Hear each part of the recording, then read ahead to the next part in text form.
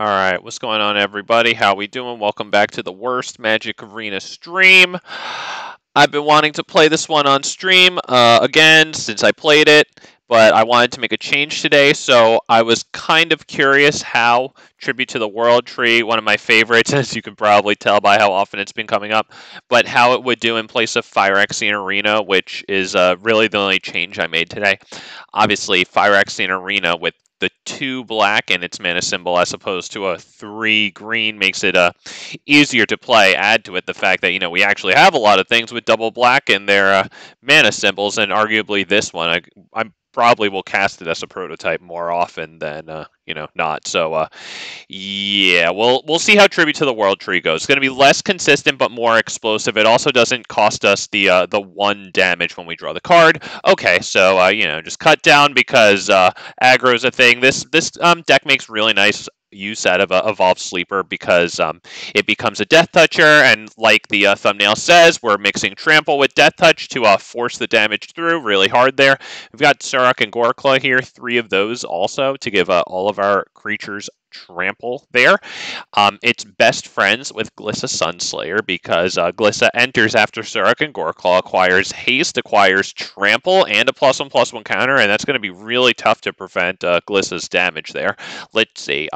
It makes great offensive use out of Sheoldred the Apocalypse. She's going to be great for pressuring planeswalkers, even if we stick Audacity here on Sheoldred, freaking 6/5 Trample Deathtoucher only needs to deal 1 damage to each creature blocking, and all the rest goes through to whatever we're attacking. That's phenomenal. Also, this deck allows me some very satisfying play between Surrak and Goreclaw and Archpriest of Shadows, who enters the battlefield, puts a backup counter on whoever, but Surrak and Goreclaw is a fine acceptor of that backup counter since it has trample, but obviously it gives everything trample too.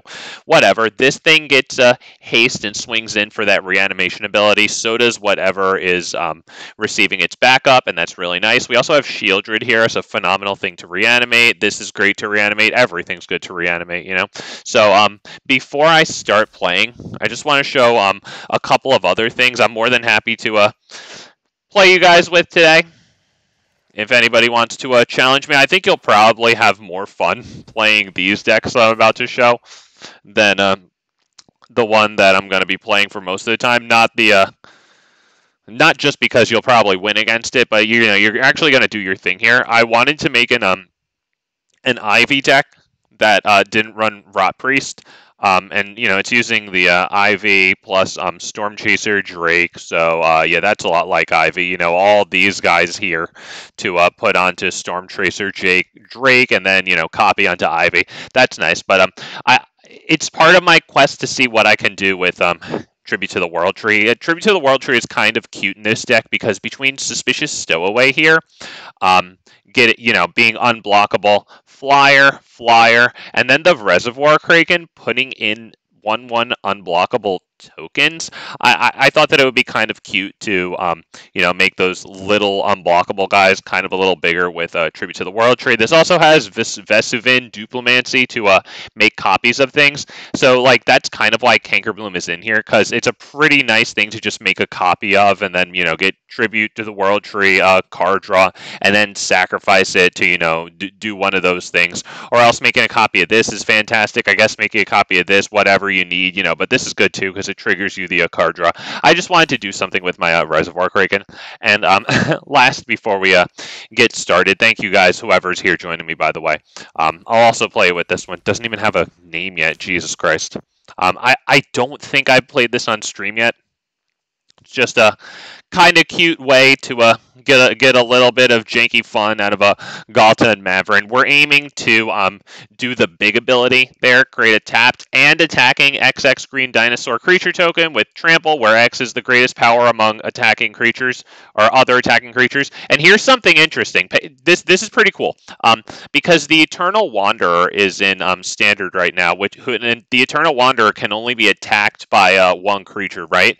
But Galta and Maverin gets around that because by creating generating tapped and attacking tokens, they're not being declared as an attacker, and so therefore you can attack Ghalta and Mavrin, or the Eternal Wanderer, whatever, with whichever creature, hopefully your biggest creature, maybe, even if you only have the one attacker, right? And then you can make those, tokens attacking the Eternal Wanderer, so that's kind of cool. Zopandrill here, because Zopandrill double stuff, and that's really cool. Wedding Announcement works pretty well with the Ghalta and Mavrin token, too, right? Because the token you make is going to be based on the power and toughness of your strongest attacking creature, right? But then the token that Ghalta Mavra makes, that's going to be its base power and toughness, right? And then it will in turn receive the Wedding Announcement. I may have screwed up saying that, to be honest, but basically it's nice because it like goes into the token that you make twice, okay? Sorry, you can figure it out. You're smart enough. I butchered explaining that, but I think that's good enough. Okay, let's get right into this. Thank you guys for joining me.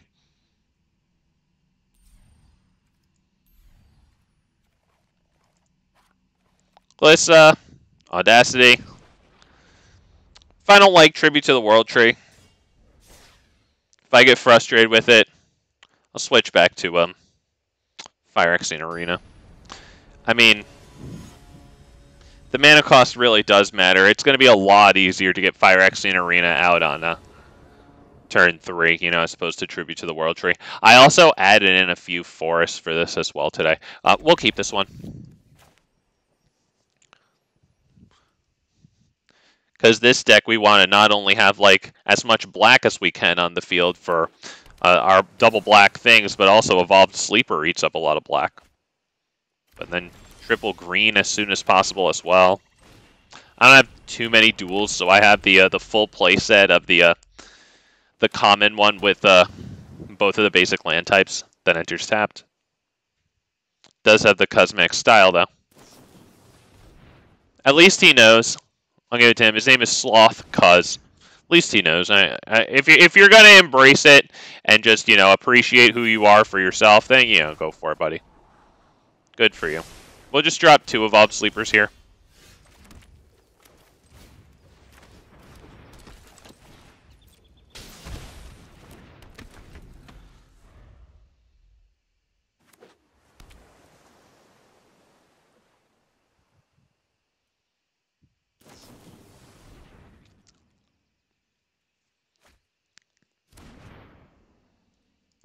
We have Armored Scrapgorger, so that's pretty good against Haughty Jin. Obviously, we don't really have it yet.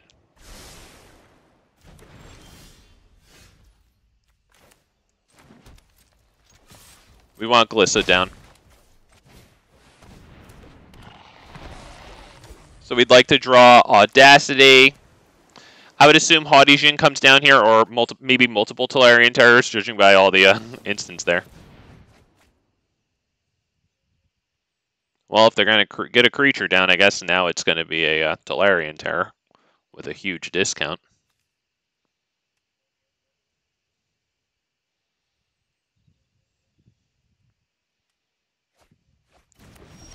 Let's start the turn by attacking as fast as possible just to rattle them. Draw the card. Okay. I like that. All right, I already played it. Let's go Tribute to the World Tree. And then right into Evolved Sleeper. Immediately acquires the +1/+1 counters. Not bad.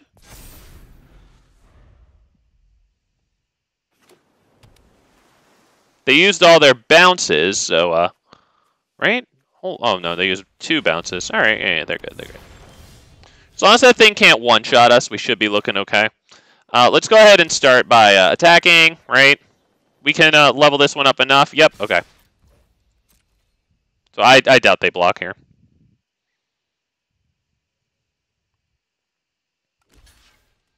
Okay, we'll level that one up twice. We'll level up whoever they block twice. And we'll see if they have a bounce or something. Or maybe a phase out. Doesn't look like they have the phase out. Let's go ahead and pump some mana into these boys here.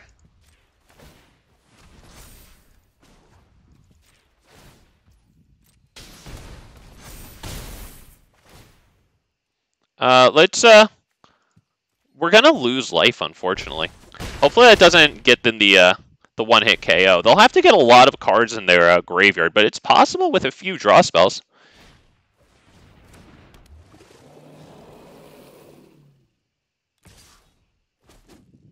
Alright, they better have bounce. And they can do it. We're going to start right off of the bat with Sheoldred. Right? Yeah, I think that's the way to go here, right? Wow. Okay, well, he didn't have the answer. He didn't... But, boys, what would you have done? I'm not convinced that's the right answer. Because, you know, because with Surrak and Goreclaw out on the field, you know, it does force through the death-touching damage, you know?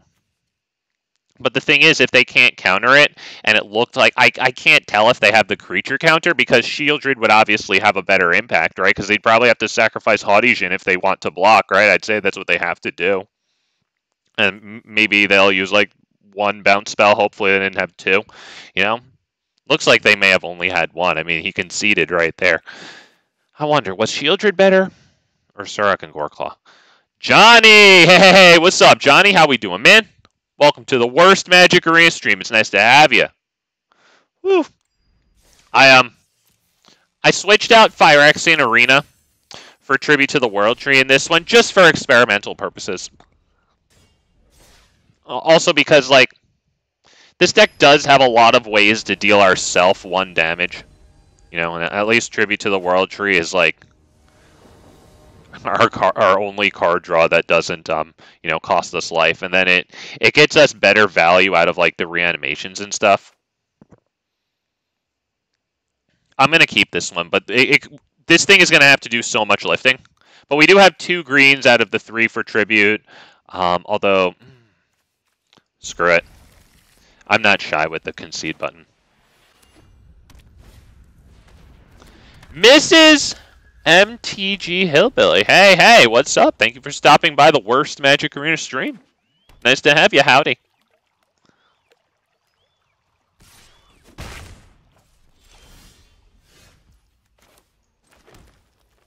Do we do cut down? Sorry, no. My bad. I didn't drop the swamp for it. I was just staring at Armored Scrapgorger. Yeah, I was thinking, is mine just going to get cut? Is that for naught? Yeah, I guess I probably should have done cut down, just because they'll be able to take it out of cut down range this turn, most likely. Are we just land pass? Because I'm ready to go. We'll hit Tribute to the World Tree. It sticks. Okay, so if Glissa gets immediately blown up, at least we'll get a card to replace her. They didn't even level up Evolved Sleeper. Okay, we have a chance to hit it with cut down here, but then I won't be able to play Glissa. That is a bit of an issue. I kind of want Glissa.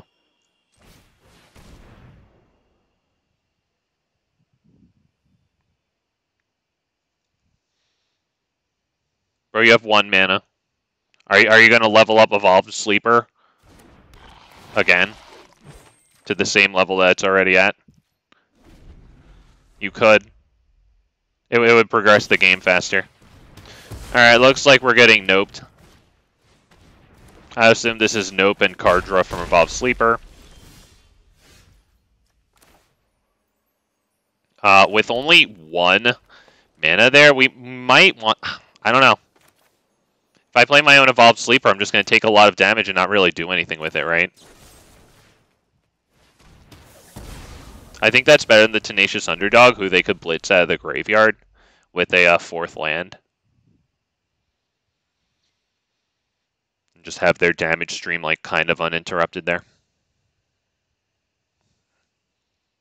Alright, boys, I think we're just about done against this guy. I'm gonna be real with you. If he's gonna sit here and spend more time than 0 thinking, like, I'm ready to go against land pass. Nope. Against land pass, nope, draw an extra one. We're good to go.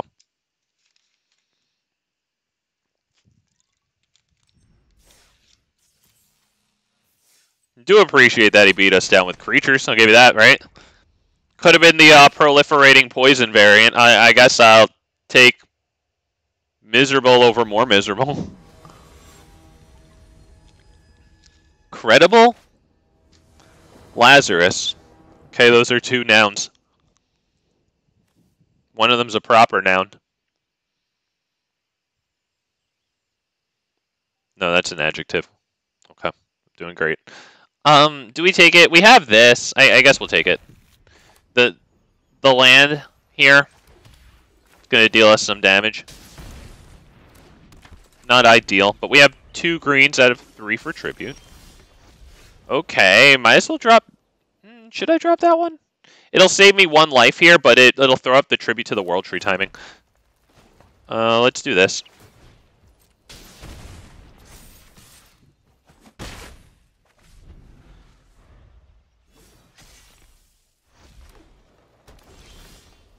Okay, well, attack. Glissa. So if they're looking to drop tribute to the World Tree, they're going to have a tough time. Glissa destroys target enchantment.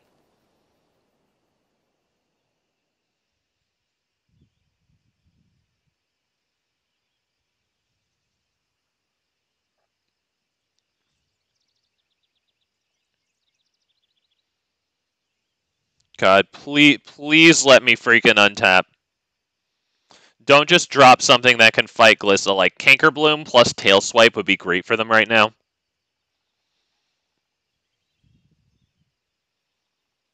Wow, poor guy. Yeah, I think it's Glissa.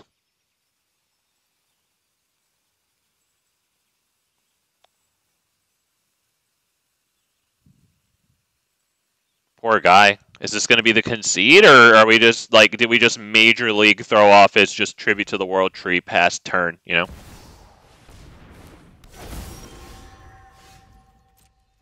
Let's start by attacking. He's not going to block either. That'd be a little silly, right? Because we just level up Evolved Sleeper. Yeah, do we level up Evolved Sleeper, or do we hit this? Let's level up Evolved Sleeper.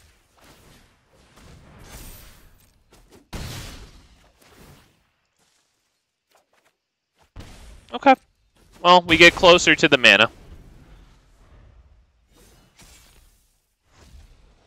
Next turn and the next turn, I guess. Well, we had 2 go for the throats, right, to keep the coast clear for Glissa Sunslayer here, and swing in, draw us a card.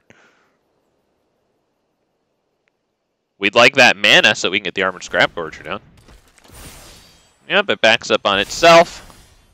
You know what? We take it. Let's start with this. Poor guy is having a rough time here.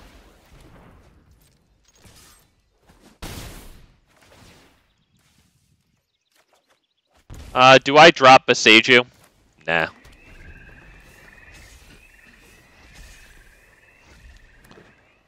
Give it a shot and see if we can keep it in hand. Okay, that one Glissa can remove counters from. Alright. Let's go ahead and drop that. No, hang on. Drop Tribute, right? Yep, let's drop Tribute. Do we want to just drop this one? Do I need the Armored Scrapgorger down? Let me hit the thinking. Do I need the Armored Scrapgorger down? Let's see what we can do here.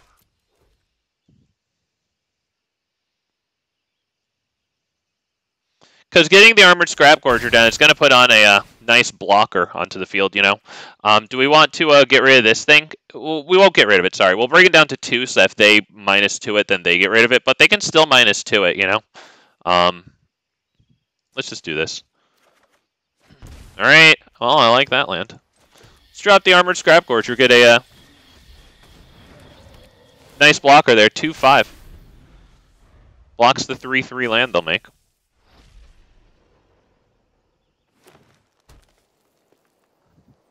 Surrak and Goreclaw next is going to be very ugly for them. Okay, yep, they did have the tribute to the World Tree. Nailed it.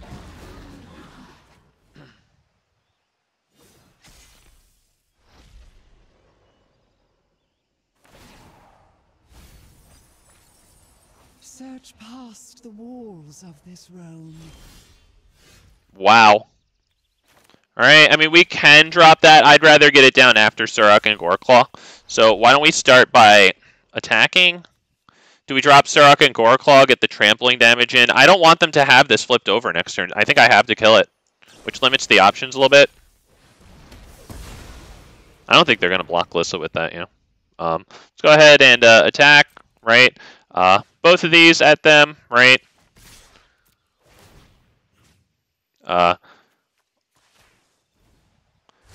We can go ahead and remove the...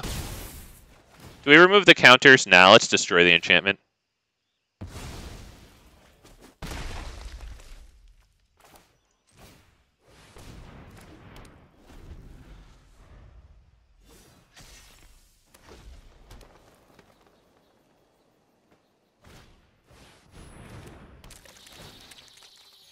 No one enters, that's pretty good, and they would have gained the 2 counters on it. That would have been pretty good.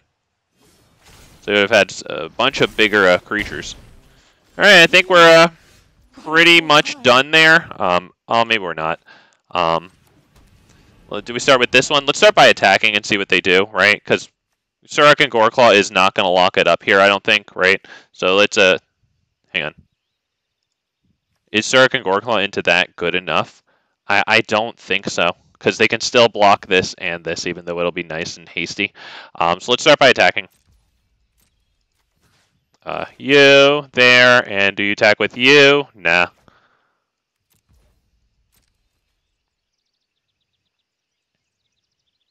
think they'll just chump Glissa. Yep, I think we'll drop this one, since it's going to be tough for them to deal with it, I think.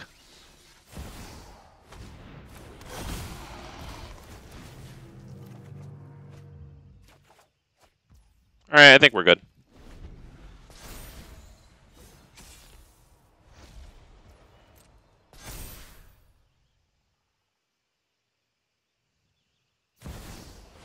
Tyrannix Rex.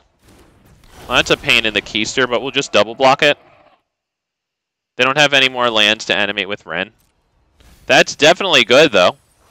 I see endless rot and rebellion. Yeah, I think we just double block that. It doesn't even get damage through and we kill it. Trades 1 for 1. We'll take 3. I mean, should you even block with that? Or attack, sorry. Yep, let's do this. Yep. We'll, oh, they're not even going to kill Armored Scrapgorger. Alright, we'll still do this. Go ahead and take out that. Doesn't really matter. Gain life, too.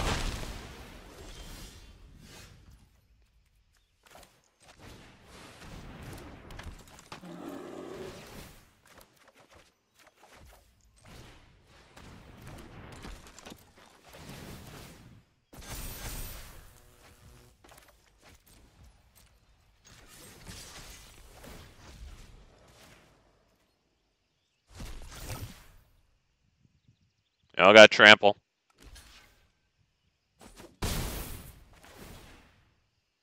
I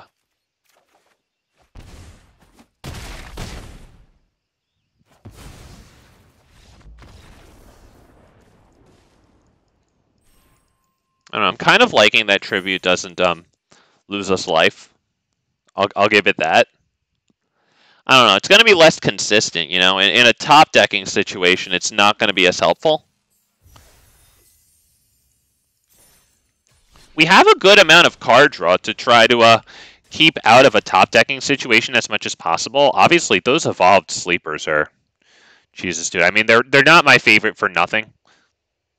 One drop that can just, you know, possibly go out of control, if you will. It's not going to get too huge, you know, but, like... And you could pair it with things like the Ozlith if you wanted to. You know, it does put +1/+1 counters on itself. Sour! Hell yeah, Sour. What's good, man? How we doing? Welcome to the worst Magic Arena stream. I'm doing great, man. Oh, boy, okay. Well, in this one, we can keep it. We'll get rid of probably Tribute to the World Tree. I think Tribute to the World Tree is just about as far away as Sheoldred in this hand here. Woo! Hey, yo, my Golgariga. How's it going? That sounds a lot like Gorilla. I like it. Rolls off the tongue nice. Let's go ahead and level this one up. Hold the cut down, pass the turn. take back that lead that they just took from us. There you go. We did it.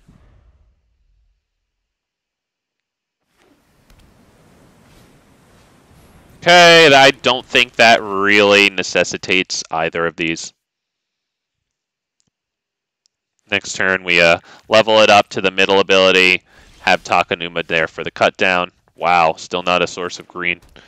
Let's go ahead and do this. Ew, Sheoldred. I thought you were... Oh, wait till you see what I do with it. I have a green-based strategy for this Zara. What I'm going to do is I'm going to use a combination of Surrak and Goreclaw, one of my new green favorites. I'm going to use it alongside, oh man, what's it called? The Archpriest of Shadows. That's a black card with the backup ability that has the reanimate. Oh, no. Oh, no, man, that's so freaking annoying, dude. Come on. You know what? We're leveling up. Oh, you know what? I think I can't play that as Boseiju, right? Well, I can't even afford to. Let's drop that right now. Do we put Audacity on this, or do we wait to put it on Glissa? That's a little while away. Let me hit the poor guy with thinking. We could smash harder and get him on a faster turn clock quicker. Honestly, might be worth it. Because, like, right now with one source of green, get it on Glissa is like 2 turns away, you know? Not thrilled. That's 6 damage, you know? Possibly 7 next turn if it doesn't get ossificationed. Also, there's a freaking heart lurking in chat weirdly. At least not on... Okay, good. Yeah, I got rid of that a while ago after having it on stream for a while. Yeah, I just had to go and, like redo the, like, on-screen chat thing. It's just like HTML code, sort of. You, like, put it into the streaming software. You just tell it how to, like, interpret the YouTube chat thing. All right, well, we can have them discard that or sacrifice that, which is pretty good. We can do Sheoldred. I kind of like that, honestly. Let's start with that, so that way they can't get a nice block on Evolved Sleeper. Yeah, just wait till I reanimate that Sheoldred with freaking Surrak and Goreclaw and the Archpriest of Shadows there. A Deathtouch and Trample play there, like we have right now in this guy. Deathtouch and Trample. Oh, yeah.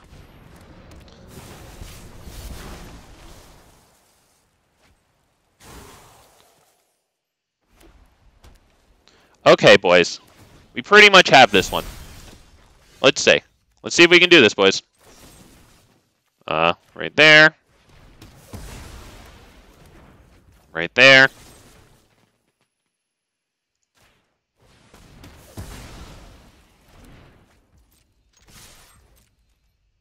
I don't think we actually win this one. Maybe I should have left the instant speeds for when they blocked. Right, to trample through as much as possible. They basically have to block, though.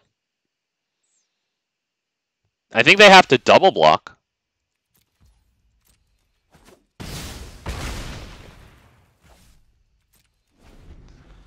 Okay, I'm still suspicious. And you'd be right to always be suspicious, Sour. I respect that. Yep, but I trust you, Ben. Oh, okay. I hope to keep that. I hope to earn it. Green deck with black is leagues better than Golgari with only. Oh no, I just couldn't. All right, we got hit with Farewell, boys. The good news is we do have Glissa. And we have another Glissa, so, like, if we get hit with, like, Sunfall right after, you know, at least we have a play for next turn. I mentioned I hate it, yes? You didn't have to mention you hate the Jesus. I don't understand why they want to push so hard the feels bad gameplay. Like, well, why can't 2 people have fun? Why is that such a tall order? Alright, let's see. Is it Wandering Emperor? Oh, wow, you guys. That's so cool. You guys. I'm not overconfident. The Oracle. The Wizard. Oh, wow, I got it, you guys. This is what you get for hurting my people.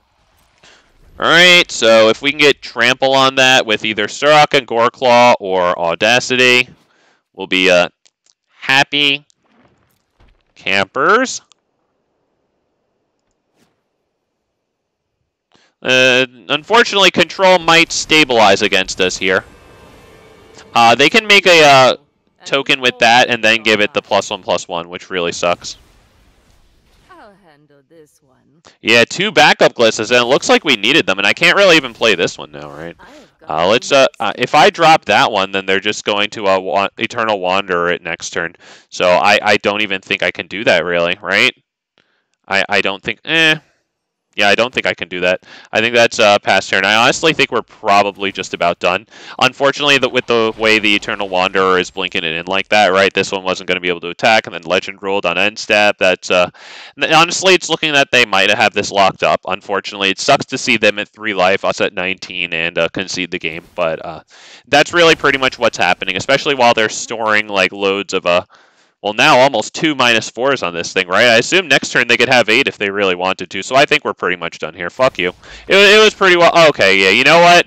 Not gonna lie, he ended with Nissa, so we get some redeeming value on the screen there. I'm not gonna lie, we should give him credit. Like, at least he had an actual win condition, you know, other than like death by protracted, like, Eternal Wanderer, Wandering Emperor experience. Although I do appreciate that the Eternal Wanderer's tokens are double strike, because, like, it's nice to, you know, speed that shit up, you know, when they have it won. He said, watch him draw 3rd Glissa. And yep. We're running 4 of them in this one. I just think it's extremely prudent, to get trample on it ASAP as possible, or as consistently as possible, and swing in that damage for card draw. Wow. We have 2 Scrapgorgers leading into this. It's not the greatest, but I'm going to keep it. It really isn't the greatest. That's not bad. We would like something like... Okay, well, maybe not that, but next turn at least I can do an Armored Scrapgorger and go for the throat, I guess.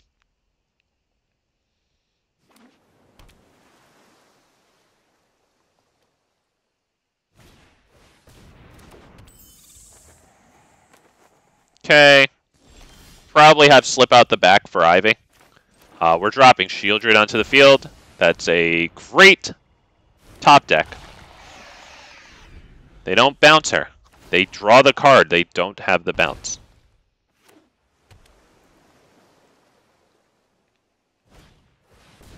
Okay, Invasion of Ikoria. Doesn't look like they have the green mana, though, to be able to put, what's it called? Audacity on Ivy there. Alright. Getting a little bit of life there. Let's go ahead and, do I slap Audacity on Sheoldred and just beat them up? I think this somehow involves Armored Scrapgorger, I'll tell you that. Alright, yeah, I feel pretty good at this point about slapping, although if I slap it onto Sheoldred here, then I can't do both of these to kill Ivy, you know? So let's go ahead and attack. I think they just take it. Doesn't make sense to really block with the Archpriest, right? I know they like that card. Let's start with Cut Down. And I'm sure that they'll have the save, but that's why we have to go for the throat here too. We didn't play Audacity. Say they had 2 saves. Hopefully one of them's freaking Tamiyo's.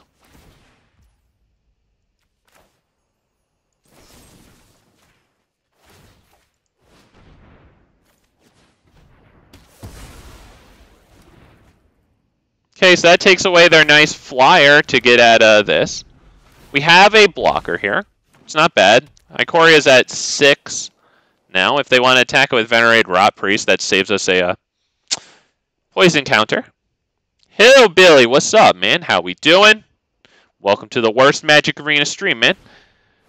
Another invasion for X equals 2. That's most likely another Ivy.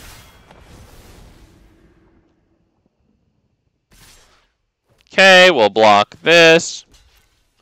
It's better than a 5-card. Oh, was that their Planeswalker setup? Because that was pretty disgusting. Not even gonna lie. Let's go ahead and drop this guy here. Yeah, we'll just take that out of their graveyard twice. Now let's go to our graveyard. Honestly, I don't need those in here. We have Takenuma to take back creatures and the Archpriest of Shadows. We will attack them there. I think that's a good one, right? Yeah, I think that's a good one. Because now they're going to take 2 more damage. Next turn, we should be able to throw Audacity on Sheoldred.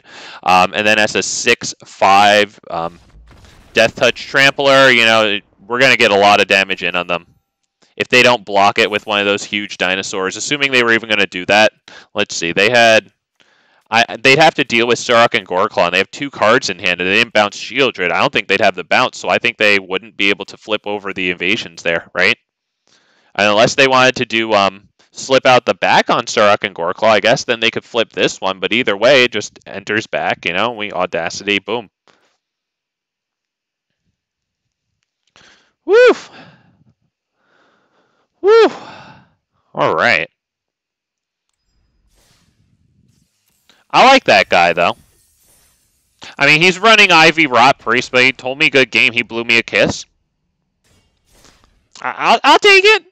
I appreciate, you know, good sportsmanship. Hero Mirror. Sounds Lords of the Ringsy. He's got the Gandalf to go with it. Yeah, we take this one. Yeah. All right.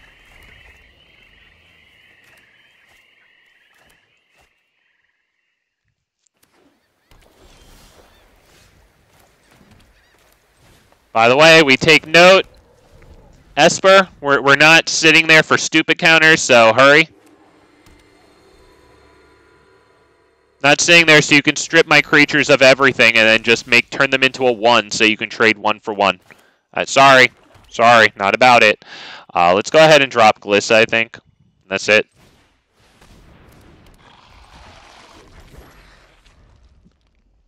If they depopulate, at least we draw a card.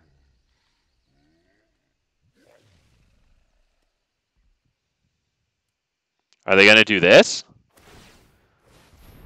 Okay. Okay. Do we have anything for Armored Scrapgorger? Yeah, we have a cut down. We'll take that out. Not Sheoldred. Although I might wind up taking out Sheoldred for this, so maybe I shouldn't have done that. Honestly, there's no reason to play Sheoldred right now. So let's go ahead and attack. You know what? I shouldn't have put the land down, because what if I draw one that enters tapped? I don't know if we should play that, honestly. I feel like I'm just sticking out into a board wipe there. I think we're going to pass the turn. Do we pass the turn, or do we drop this? It might not be the worst thing in the world to just get that down. Let's go ahead and pass the turn.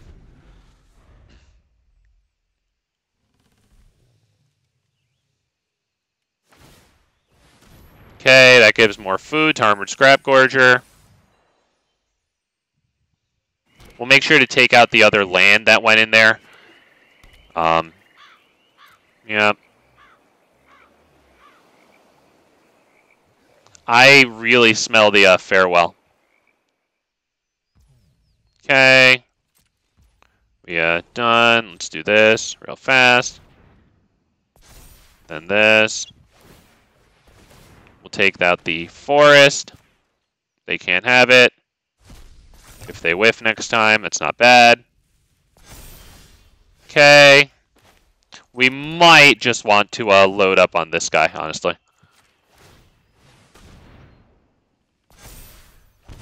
No, that's not the worst thing in the world. Do I have any non-creatures? Nah, but yeah, let's just get rid of the Archpriest of Shadows then. Do we attack with this guy? It makes 3 extra damage. We could also draw a card with this one. I think we might need the card since we're up against probably a more controlling strategy. I would assume we lose all these next turn. So we'll need all the cards we can get.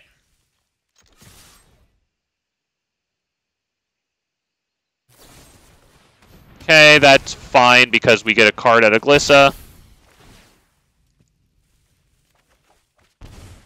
Okay, discard a card, Scrapgorger.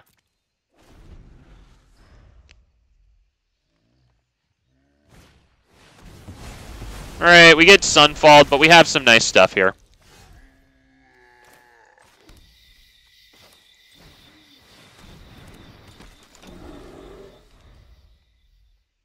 Surrak and Goreclaw is exactly what I like playing alongside Archpriest. Of course, if they have Farewell, and they're most likely to, it'll exile our graveyard.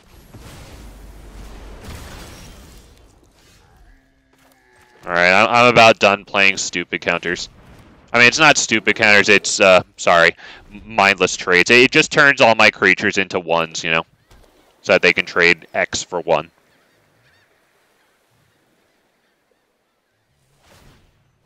Okay. This is a token, right? So, yeah, Sheoldred can't make them sacrifice those.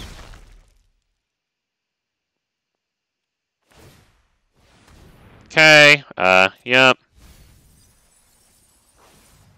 How many do they need? Oh, okay. Yeah, we should probably kill that, honestly. Although that does ramp them a land. Right? So that they throw down the next one. I don't know. But if they don't have the other one of those, I guess that's good. We'll see. I'm assuming that they will, to be perfectly honest. I don't feel too good about it. I'd say we probably want to get this guy down. Right, it's going to have haste. Can we get lethal here? This is 14, so sadly I can't swing for lethal here, so we might as well just attack. The Phyrexian Fleshgorger has menace. Doesn't matter, it's all trampling.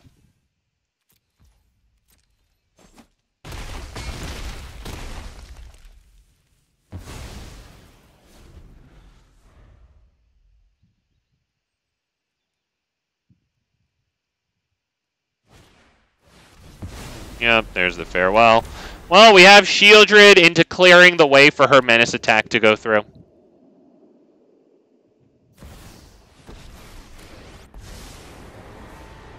The weak-minded will be educated. In Russian, there is a word. Is that a G? Gleast, which means tapeworm. Gleast. That's kind of funny.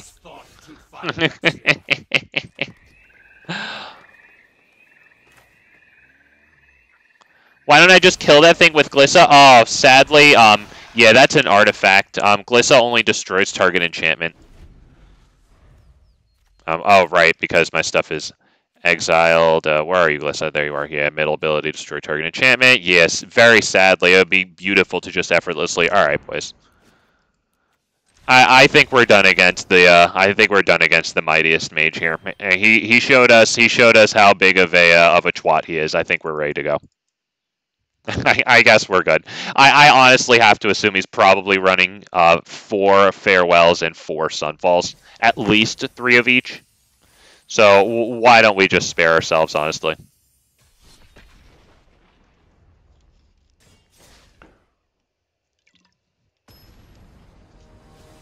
Why didn't I use cut down on a token? It wasn't going to be for lethal damage. I figured his board wipe was just going to sweep up his tokens anyway. We didn't have the lethal damage. We're going to keep this one. The Evolved Sleepers seriously make so many hands keepable just because, like, you know, you can pump your mana into it for, like, a couple of turns, get some really nice value out of it.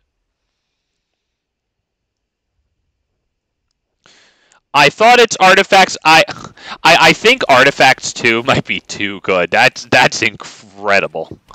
If she could kill, yeah, I want to do that. Yeah, that's the one I want to do. All right.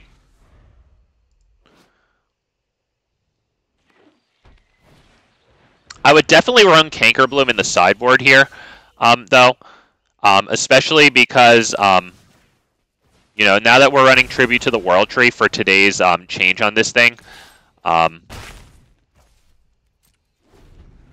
you know, that is kind of good with Tribute to the World Tree.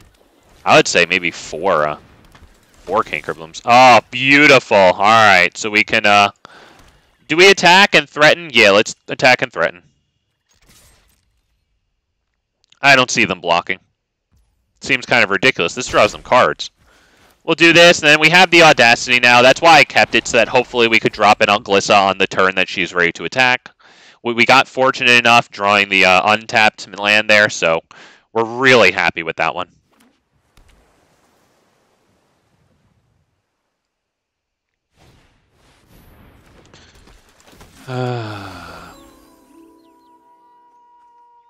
Please pick Evolved Sleeper. Please pick Evolved Sleeper. Oh, he picked Evolved Sleeper. Is it because I hovered over it? We'll never know. I hope it is. Oh, wow. Okay. Well, you know, we're looking pretty good in the neighborhood here, boys. Okay, attack. Let's see if they'll, maybe they'll learn what that means, what Deathtouch and Trample means. Although they know what Trample means, so I think that's easy enough. I don't think they block it. Alright. Draw a card, or wait, destroy target enchantment. I don't see one. Let's just draw the card. Just making sure I do the right thing there. Okay. Do we want to kill Brutal Cathar now? Let's pass the turn, I think, right? Because it's not going to flip over tonight. I think we're good there.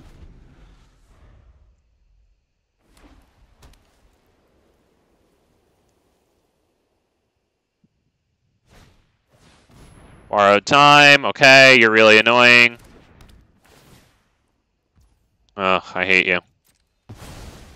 At least the Audacity is going to draw us a card, so, you know, it's kind of nice. It's better than no cards.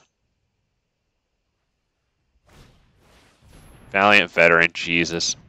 Oh, shit. Fuck. I just pressed spacebar accidentally. I knew what I was going to do there. It's going to cut down that fucking Brutal Cathar. God damn it. Now I have to really earn it. Yeah, that was my plan the whole time. I just fat-fingered the spacebar. Damn it. Alright. Damn everything. Yep, nice. We'll go ahead and do this one right now.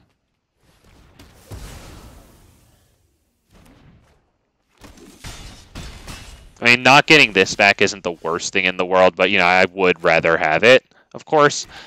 Do we drop Sheoldred right now to start getting some life and some pressure on the field, or do we want to drop Glissa? Because Glissa's going to destroy this. No, I'm not going to do that to get that back, you know? Maybe we go Sheoldred here.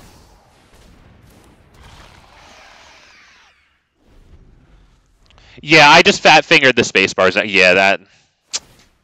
I'm not proud of myself. Okay. Thank you guys for your patience. Yep. Feeling good. But that's why I always like to call myself out on my mistakes. First of all, because I definitely call other people out of theirs, and I'm not always very nice about it. As a matter of fact, I'd say rarely I am. Are they passing it over to Knight here? But yeah, also because it I feel like it cuts down the frustration, because it's frustrating to watch a streamer make a mistake. Obviously, when you're sitting there, I don't need to explain it, but yeah, I always feel like when I watch a streamer make a mistake, but then at least acknowledge it, I'm like, okay, all right, at least he knows, all right.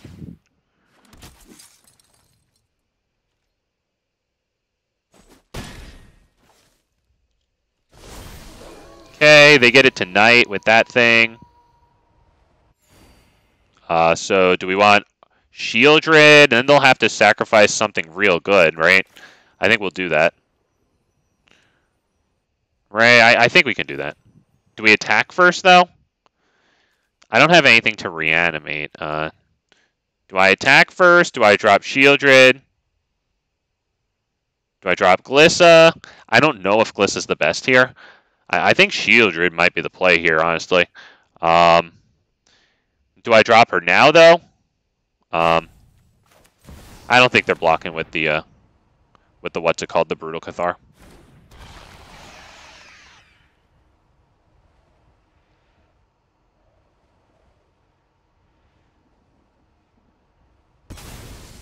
Yeah, so they lose that, which is actually good because it stops their token stream.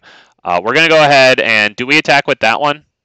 Because then we don't have blockers next turn, and we do take a decent amount of damage, I would say. Right? Screw it. Let's do it. Right? Because it's not going to turn to night here. Or it's not going to turn back to day, sorry, and flip this over again.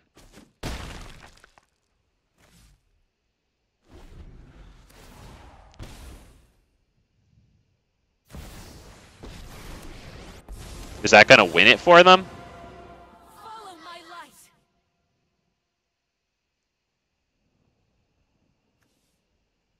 6, 8, 10, 11. They're going to also need to deal with Sheoldred, and then they can win. Have courage. I don't think that's the victory.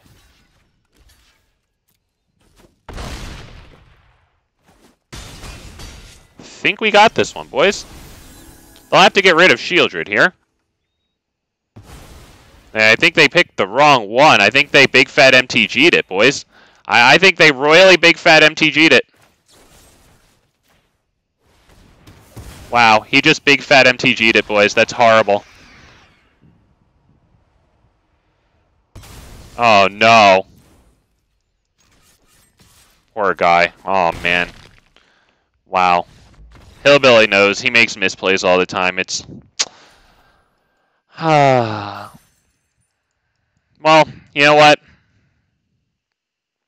The game obviously took pity on me.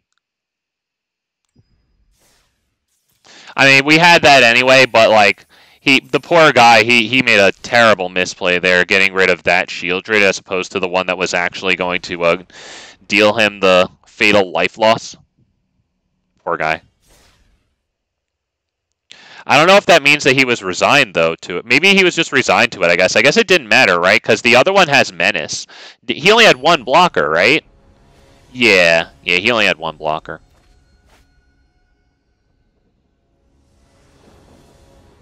Yeah, so I guess he was damned if he did, damned if he didn't. I guess that wasn't really a screw-up. As much as I'd like to point and laugh. Let's take advantage of going first by dropping this guy right now. If we really want to, we can level it up and Audacity, or else I'm perfectly fine with Cut Down plus this land. Yep, fine with it. We're going to have to kill Skrelv first eventually anyway, right? So, do this. This. Skrelv can't block, but we'll just do it. It doesn't matter at this point. We don't need to be the blue player, the mightiest mage here. We just make our play. I didn't do that perfectly. I didn't take forever during pre-combat maze, and then take forever in combat, and then attack after hovering over his thing and my thing for a lot, and then passing to main phase 2, and then passing to end step with a stop on end so that I could get Skrelv there. That's terrible. Just trash gameplay. Let's start by attacking. Because we can level it up twice, that if they block there, that's a big oopsie for them. Otherwise, I'm perfectly fine with doing this, level up. Yep. Go for the throat, boom, on the thing that does a lot of toxic. Yep, there's the stop on my end step, pro.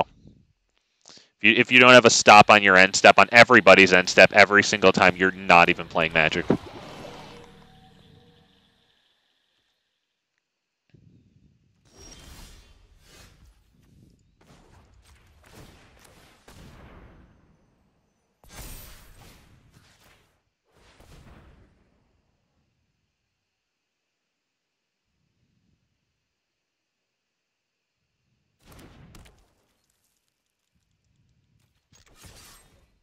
This guy's got a stop on every step. I like him.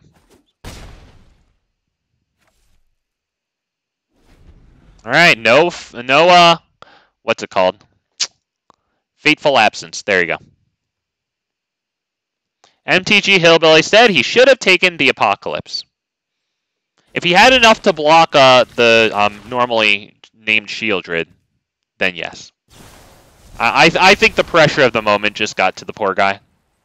You know, he's starstruck. He's sitting here up against big fat MTG. You know, probably his dream. He's probably been looking forward to that for who knows how many years, you know. Goes ahead and finally faces me, you know, and it's like Eminem saying about, you know, just mom spaghetti right there, you know. That was his moment. Missed his chance to blow. Opportunity comes once in a lifetime. It's just mom spaghetti. It's okay. I get it all the time. How douchey do I sound? Oh, I'm going for very... I'm not going to level it up there. I'm going to drop the Scrapgorger here and see if we can get the Sheoldred next turn. Oh, now that I look at the math, it looks like leveling it up, right? Considering it's a Deathtouch Trampler.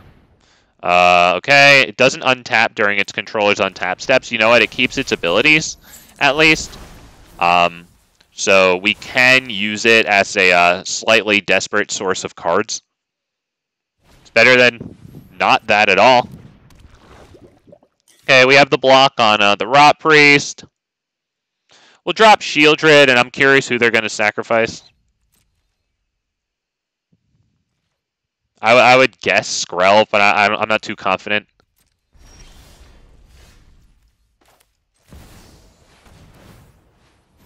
How douchey do I sound? And he has the answer. All right, almost blue. Wow. Wow. Almost blue decky. Ouch, Zao. I mean, thank you? I guess that's what I was going for, so thank you, sir. I appreciate it. Very kind of you. Okay, so they did get Skrell there. I mean, it makes sense. Toxic strategy, Archpriest.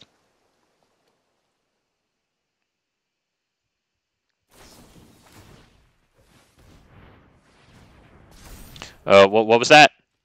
Okay, I mean, that's a lot of poison. I don't know if it's lethal. Poison? It's poison. They have one card in hand, though. They ain't drawing cards. Not yet, at least. Ooh, hey! Oh! We can probably drop this guy. I think I feel good about that, right? An attack. It doesn't really matter. Is there a lot of cards in graveyards? Let's just drop an attack. Fuck it! I'm surprised you don't change your gamer tag to big, fat, and I don't know. I kind of like just being Disaster Mind. I don't know. Feel pretty good about it.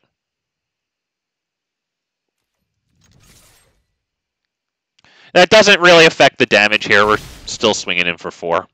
Just, you know, since Armored Scrapgorger wasn't going to become a 3/3 at that point, sadly, we missed the lethal by 1 turn with this boy. I love this card, though. One of my favorites from that set. Has so much for an uncommon. Are they going to take Surrak and Goreclaw? All right, well, this has Menace, so they're going to need another blocker. If they attack, that's GG, which we'll accept. GG. That's attack.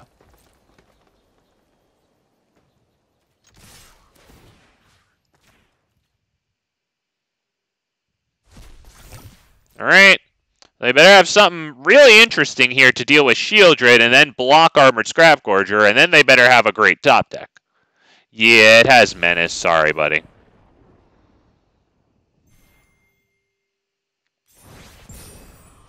Dude, I want to get that play with Surrak and Goreclaw and the Archpriest of Shadows. You know. So excited for it. Because they can reanimate themselves because their reanimation abilities from the Archpriest of Shadows backup, it goes on the stack when they're in the graveyard. They can just freaking reanimate themselves. I love that. I love that. So cool, dude. Like, the creatures aren't as big in this deck, but like with the Trample and Deathtouch, freaking hidden, super secret fucking recipe passed down through generations and shit right there, you know? Like, that's the secret formula, baby. It's just so good, man. You don't really need the big creatures. 6/5, you know, I appreciate the 6 power, but it ain't huge, you know? Galta and Maverin's huge. I got that for you guys later if anybody wants to challenge me. I'm taking challenges whenever you guys want. I'll probably get rid of that one. Although it is a good payoff for Armored Scrapgorger, but if Armored Scrapgorger dies and creatures suck meta, I'll be happy that I have Glissa, so let's do that.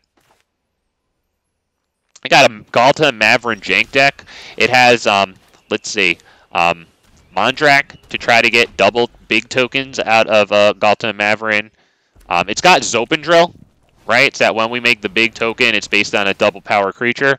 Sours! Nice! Alright, yeah, definitely need some sleep. Hey, man, thanks for stopping by the worst Magic Arena stream. Appreciate having you. Let's go ahead and attack here. I think we're going to drop the Scrapgorger in anticipation of Sheoldred next turn.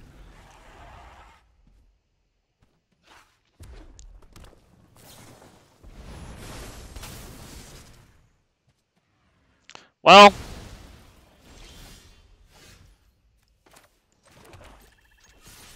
Well, we hope that doesn't happen to Glissa, because Glissa destroys those enchantments.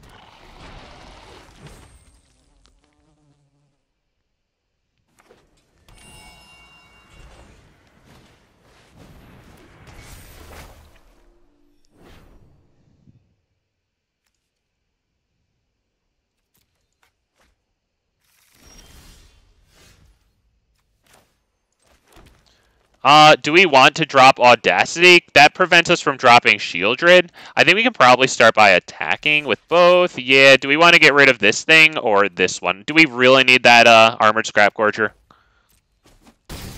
Definite reanimate deck, absolutely. So I think we can probably kill this thing. Yep. Do I level this up or do I drop Sheoldred? Basically, that means I'm hoping for not board wipe. They draw the card.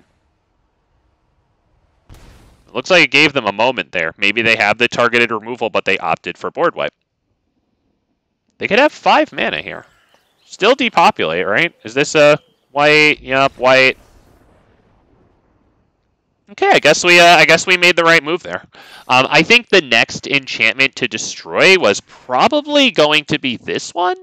Right, given that with 6 mana potentially next turn, they could go ahead and get that like Invoke Justice spell for like a Troxa or some shit, dump counters on it, right? Assuming they had a 4th source of white, which they're on their way towards having, right? With all these, they got 3 of them here. All right, so I think this was probably the best one. And then we had Audacity to stick on Glissa to get it through a Troxa too. Dude, Audacity Glissa. Audacity freaking Glissa. That's actually so strong. To the point where I'm almost like, do I want 4 of them in the deck and like maybe 2 Surrak and Goreclaws? Do I keep the 3 Surrak and Goreclaws? Because I mean, it is really good, you know? And like find the room somewhere else. I don't know if that would mean taking out the Phyrexian Fleshgorger, who I like a whole heck of a lot. By the way, I'm going to keep this hand. I wish we had the double black for Fleshgorger, but we do have go for the throat straight into Glissa. Not terrible. We will need that second source of black, though. Sheoldred and Phyrexian Fleshgorger wouldn't mind. Oh, Breach the Multiverse red? Multiverse? Oh, is that blue enchantment that he had in his graveyard? Because I didn't see enough black for Breach unless he's cheating it somehow. Fight rigging? I don't think it would be fight rigging. Yeah, I don't really know. Let's go ahead and drop that. Pass turn. No, not his turn. Just pass my turn, right. Alright, well. Is that Glissa as our very first thing? Or do we want Armored Scrapgorger to try to get into Sheoldred? Honestly, I'm feeling like they may ossify my shit here. That's why I'm putting this one out. It gives us the double black for Sheoldred and maybe even this Sheoldred if we luck out with the top deck, right? Test the waters for Glissa. Because if they're running ossifications and shit, I'm going to really want Glissa. That's probably go for the throat and Armored Scrapgorger, honestly. Gets us Sheoldred next turn, hopefully. We can get their thing out of the graveyard here. We like that.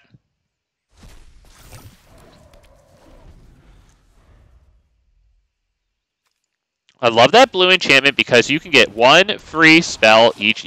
That's nutty. That is some nutty stuff. Alright, wow, and they lose the equip cost. Boys, you'll love to see it. You do.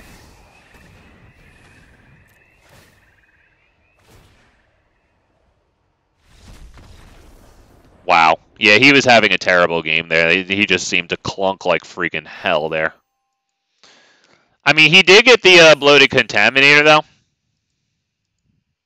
Pretty nice. Yeah, that blue enchantment's freaking nuts, man. That's freaking nuts. I'm pretty sure that blue enchantment gets reanimated. Is Invoke Justice, does that reanimate a whole bunch of different card types? I forget exactly what it is. I'm pretty sure it's reanimated Portal to Phyrexian on me. I know that. Mishra's Foundry, I mean, not bad. It's getting played. It's not my first one. That's pretty cool. I got a reasonable amount of them.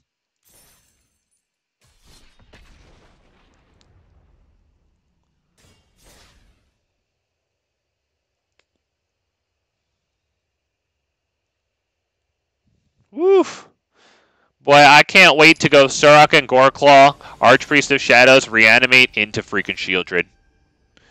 The cool thing about Sheoldred is you don't really mind legend ruling them out if you're reanimating them from the graveyard, right? It's kind of nice actually to constantly have one in the graveyard as a result of that legend rule.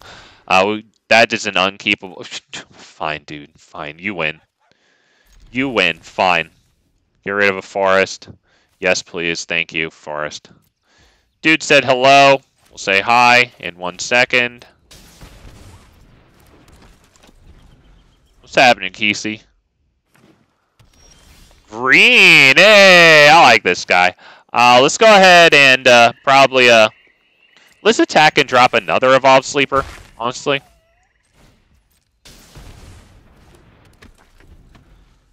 Next turn, we can drop the third land. We can level up one, level up the other. It feels pretty good. Wow, that's a lot of life lost to our lands. That, boom. Let's go ahead and attack there. I shouldn't have done that. Shit, I should have waited for that was my bad. Yeah, I should have waited for them to possibly block. That was stupid. I didn't think that there. That was dumb, right? Because then they probably wouldn't have blocked there, seeing that we could double level something. My bad. Sorry, I'm just so excited. Tribute. Okay. Yeah. All right. Yeah. There you go. Very good, man. Very good. I like this guy.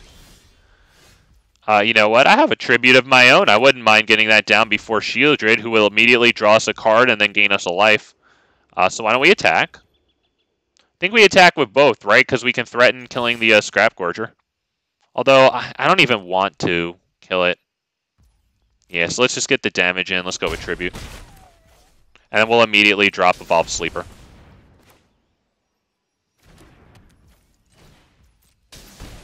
We're gonna need some draws because damn, we're losing a bit of life to these Llanowar Wastes here. Have a beautiful Lorwyn style fairy on it. Love that. Oh, blue! Thrun, Breaker of freaking Silence. I think Sheoldred can still make them discard it though. Let's go ahead and hit Sheoldred. Try to draw that card. Get the land drops that next turn maybe we hit this guy. That's going to be attack from Deathtouch, right? Yeah, this doesn't have indestructible while it's my turn.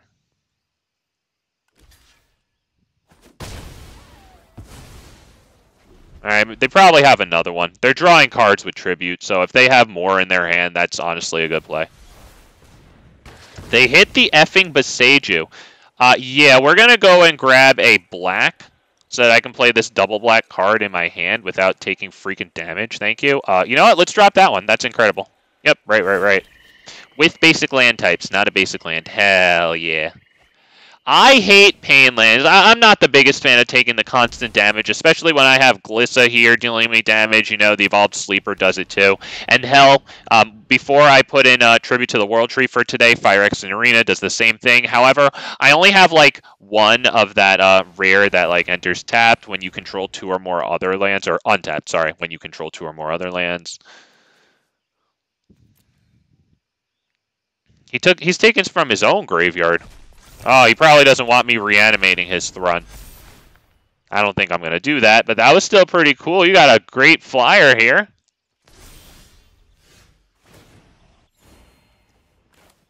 Alright, we can reanimate the Evolved Sleeper. I'm kind of okay with that. We'll do it this way. Boom.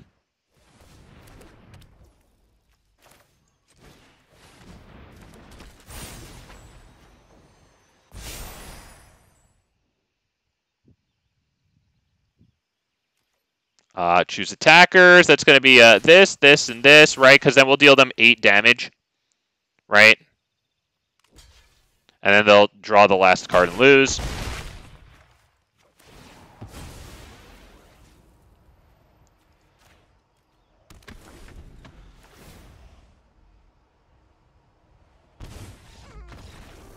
There you go. They didn't have the Tameo safekeeping for it. You know, got to take our fedoras off for you. A fellow tribute to the World Tree believer. Kesey, man. I like it, man. Tribute to the World Tree, putting counters on a flyer. As a matter of fact, I got I put together an Ivy deck without Archpriest. It has the Storm Chaser Drake too. It has that like blue werewolf, you know, with the backside green. It's unblockable, and like during day when it deals damage to a player, you draw then discard, and then during night you just draw. It's got that one in there too, right? Because since they're unblockables, but they're very small creatures, I thought that would be cute with a tribute to the World Tree there. It's got Ivy, Storm Chaser Jake. It has Vesufin Duplimancy too, that mythic 4-drop enchantment from Dominaria, whatever it's called. And you got the suite of, I think, 12 single target spells. 4 slip out the back, 4 Tameo safe. Oh shit! For some reason, I saw Evolved Sleeper in that hand. It was fucking cut down. Jesus Christ, I really didn't even look there. In that case, you know what? Screw it. I want Glissa next turn. I should have dropped it. Yeah, my bad. I want Glissa.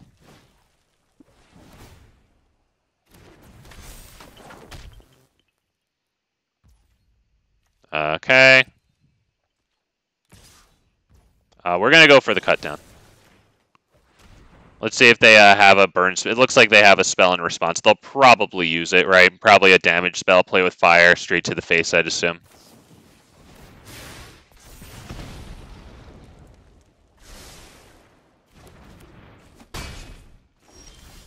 All right. Honestly, do we go for the throat and then wait to do Glissa plus Audacity? All right, because they can probably just burn this, right? Do you think they want to do that? Let's say go for the throat. Oh no.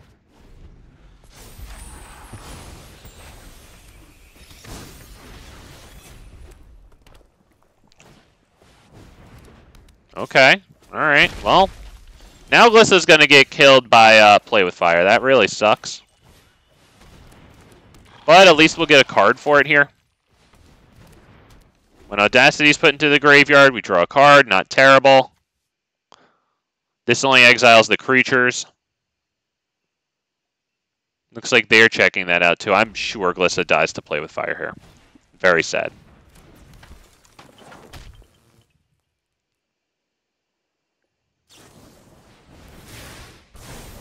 Yeah, we're getting hosed there. We do draw the card. That's nice. That's probably double go for the throat, right?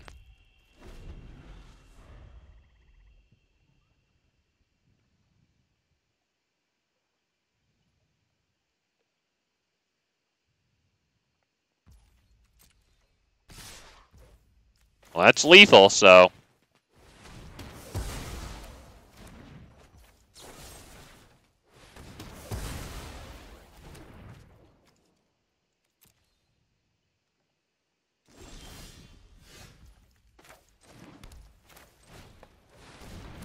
Alright, hopefully this doesn't immediately Lightning Strike, because then it'll live. Now they have to deal it 4 damage in order to kill it. That's not bad. Phoenix Chick, that sucks. That's dealing 2 damage. I would assume maybe they just drew that? Ooh, Nahiri's Warcrafting. Wow. Shit, okay, we need, like, Sheoldred. Okay. Is that it? I would assume they could deal 1 more damage. Yep, there you go. Good game, yep. Wow. Guy had really good cards left. Jesus, he had really good cards left over. Jesus, not bad, dude. Wow. That dude was stacked. Woo! I flubbed the beginning there, but I think Glissa was dead anyway.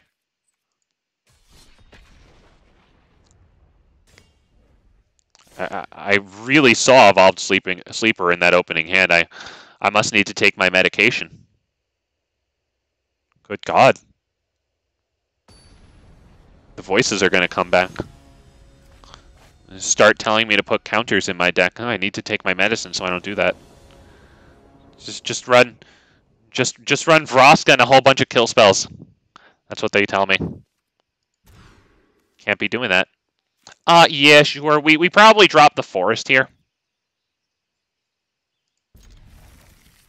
Although we could drop one of these, but that gives us double black, so we probably drop the forest, honestly.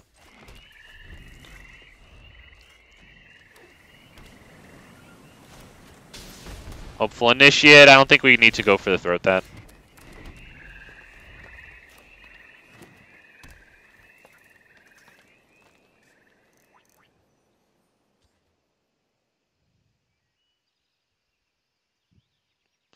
Wow, alright. But, wow, okay. Nice, dude. Not even gonna lie. That is pretty darn nice. Do we want Tribute to the World Tree down or Glissa? I think we can't really dick around. I'd love to get this down, especially since we had the 3 straight green land opening. But yeah, they're about to get a nice Botanical Brawler. Glissa's holding us back from taking a little bit of damage here. Not too much, but it's damage, so. Let's go ahead and attack.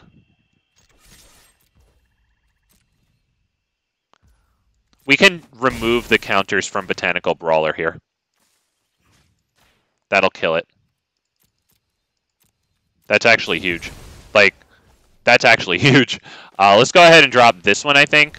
In preparation for possibly getting Sheoldred down next turn. If we do get Sheoldred down and we make them sack and have this creature and draw a card, like, we're doing great.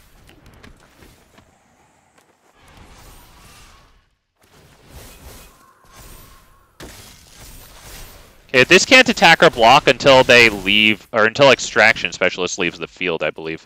Okay, so why don't we start by attacking, and then they probably just block with that, though, right? So I think we have to go for the Throat here on that thing, right? I think that's what we do here.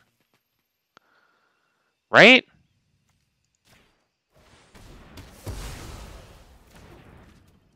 Now we attack, right? Did I just fuck it up? I might have fucked it all up. I might have fucked it all up, to be honest. Because they're going to get a lot of counters with that. Should I have attacked with this? No, because they would have just blocked with Extraction Specialist anyway. Maybe I shouldn't have attacked with it.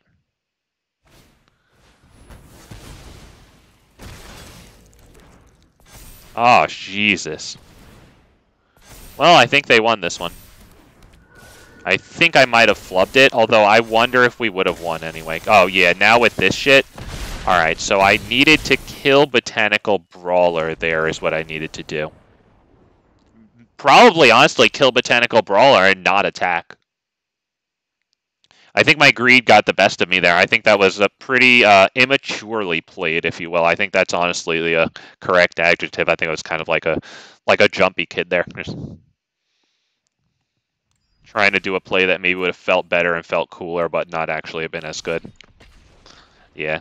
I should have behaved like more of an old, wizened sorcerer there.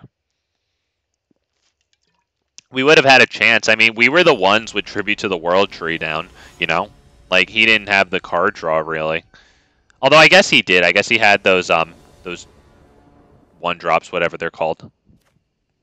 I think we can keep this. The Armored Scrapgorger is going to do some seriously heavy lifting against black. So we're really going to need the 4th mana to come in, and mana number 5, because Armored Scrapgorger's Ds are numbered, boys. Yeah, more counters, as in +1/+1 counters. Those are the good voices, Johnny. That's what the good voices tell me. Choose an artifact or creature that sucks.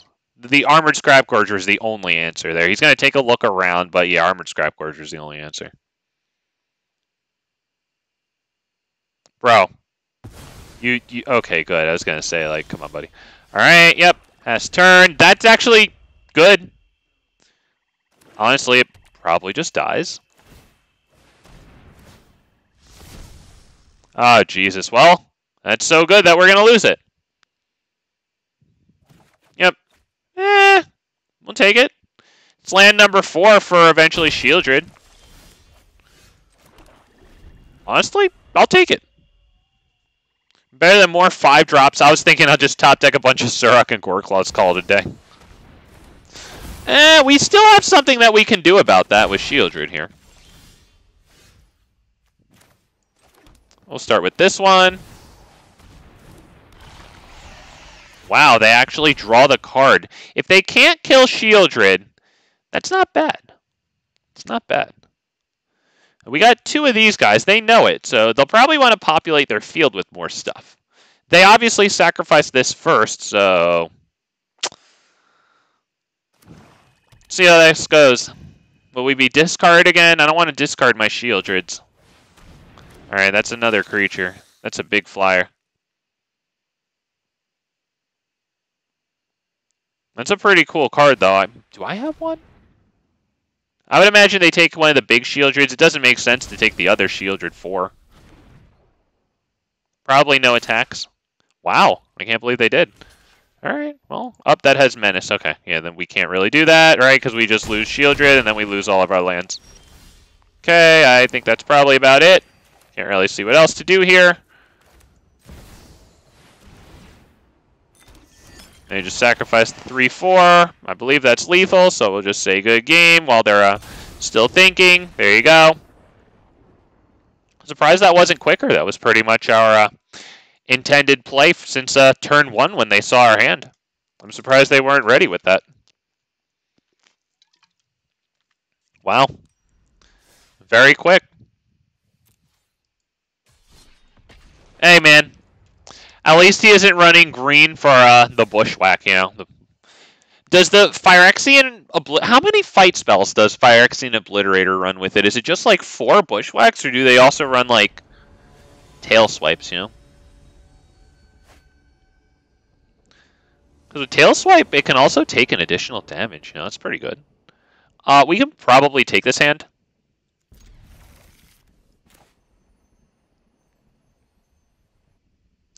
I'm going to try to get Tribute to the World Tree down before Sheoldred. Alright, off to a fast start there. Got those really nice freaking Phyrexian lands. Big fan of those. Very nice. Wow, okay. Is he going to end? He probably ends this with Jetmir. If I'd have to guess, we'll see white from this person soon. So do I play out Sheoldred next turn and then do Tribute to the World Tree? Because I feel like Tribute to the World Tree requires me to tap this, this, and this, not even have a blocker, you know.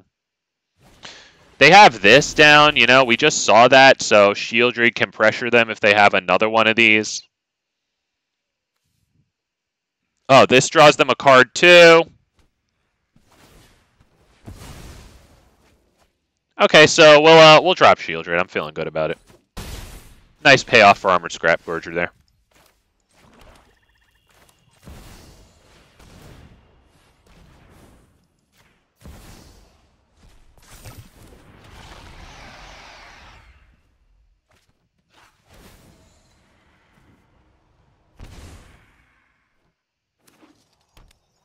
No white yet. I guess it's not Jetmir?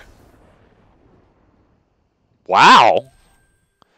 Well, I mean, I would assume that he wanted to make a lot of creatures, obviously, and probably give a big army of stuff haste, have a big army for this. I'm surprised he didn't add the white for Jetmir. Maybe he's got a different win. I would imagine he probably has City on Fire now that I'm looking at this. So City on Fire plus a bunch of little things like Stoke the Flames. Okay, yeah, that's probably pretty cool, yeah. It's got triple red in the mana cost. But I don't know, it also has Convoke. That is going to make it easier to attain the mana cost. Got another rare that I can use. It's Glorious Sunrise, though, so I just meant that I can use as in, like, not a 5th copy. I keep getting like 5th copies of things. No, I got this. Okay, I already had one, so whatever. I don't see it getting a lot of play. I kind of like the card because it draws you cards. You know, it's green. Draws us cards.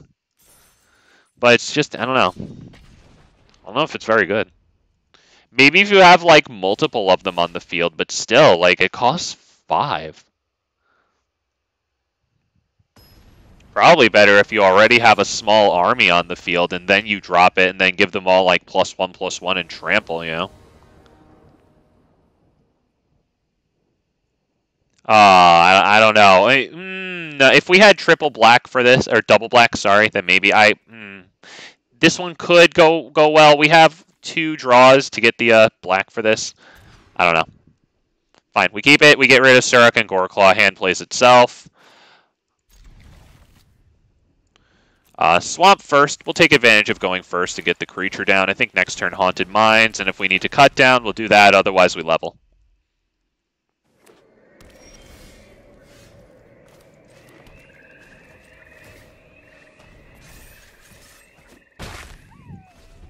Alright.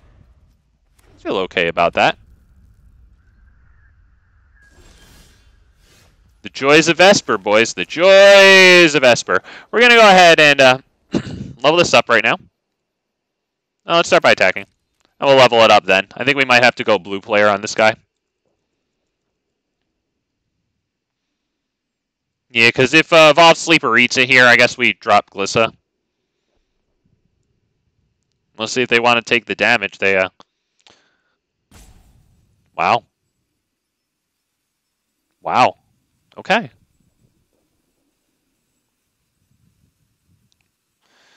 I would imagine that's probably a client disconnect. I don't know. That's a pretty long pause right at the beginning there.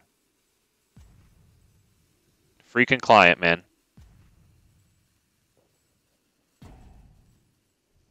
Wow. Okay. He's back. I thought maybe he was scared. Okay. Found his testicles. Went and picked him up off the floor. Where they hid for cover from freaking big fat MTG. Wow. Okay. Okay, buddy. Alright. Do I want to drop Glissa? Yeah.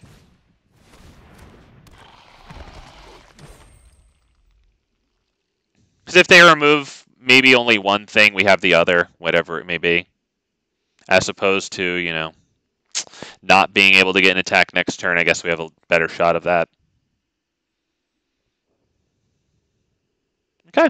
Oh, pull up his sleeves. Got great sleeves.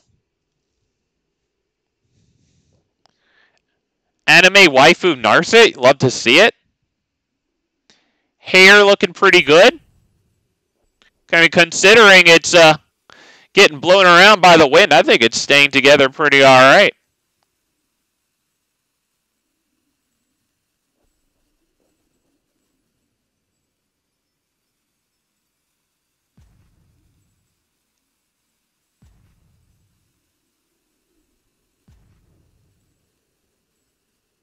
Okay, well, that's a crash. Okay, there. Okay, we'll go ahead and just start the final rope here as fast as possible. Glorious Sunrise could let you one land cast. Yeah, that's true. It does have that ability. Sure, yeah, that's true. That's true.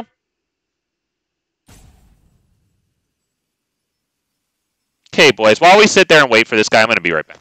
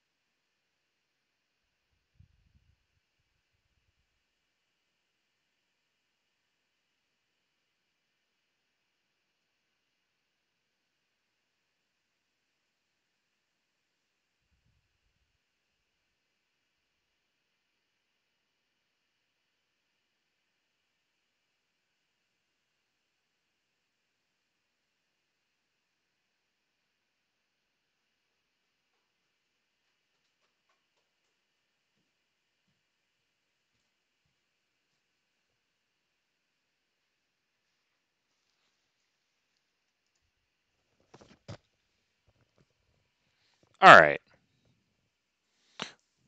Well, I'll take my coins, okay? I'll take my coins. Let's go. Here we go. Oh, man, I would really like some rares out of that Aftermath set when I buy another 10 packs out of that. I'd like the new Sarkhan, red and blue. That seems kind of cool. I have 4 Ojutai and Zergos from March of the Machines, so wouldn't be bad with them. Let's see. Calyx. I guess the new Samet would be pretty cool, too. I just got 1 of them. I think I'd like to have probably 3 of them optimally, but I think 2 of them is fine to have in a very hasty deck, you know? You won't have big Samet out of them, but it's something, you know?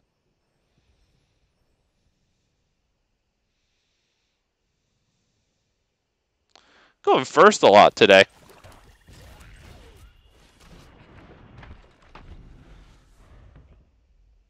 I like the animation on that sleeve there. Oh, beautiful, beautiful, beautiful. All right, well, we're gonna go ahead and probably have dropped the swamp, to be perfectly honest, just to hold the cut down. But freaking whatever. Nah, it probably would have been better because if I use it, then I could untap and hit this. All right, let's go ahead and do this level 2.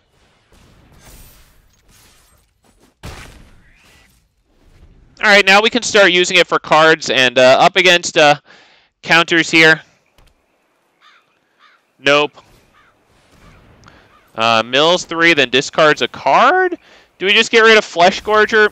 I don't know. Might get rid of Go for the Throat. As Fleshgorger, at least we can play it now, you know? Like, if I drop it right now, I don't know. I don't know, I can play it now. That's good, another source of green for Tribute to the World Tree purposes.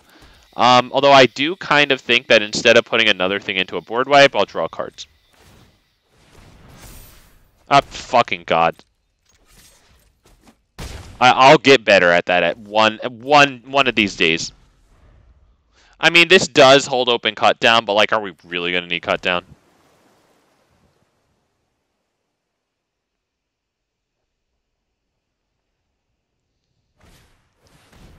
Okay, destroy all creatures. Mana value 2 or less. Yep, fine. Okay. Do we drop Phyrexian Fleshgorger, or do we wait till after Tribute?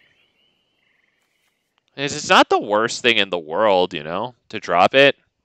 But it does draw us cards off of Tribute, so honestly, I'm going to pass.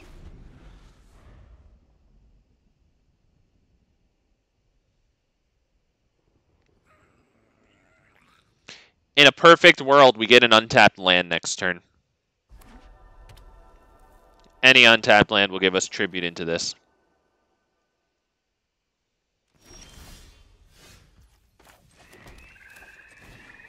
See if it gets countered.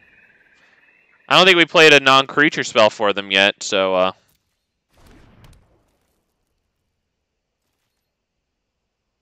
Surprised that hit the field. Is it getting Destroy Evil?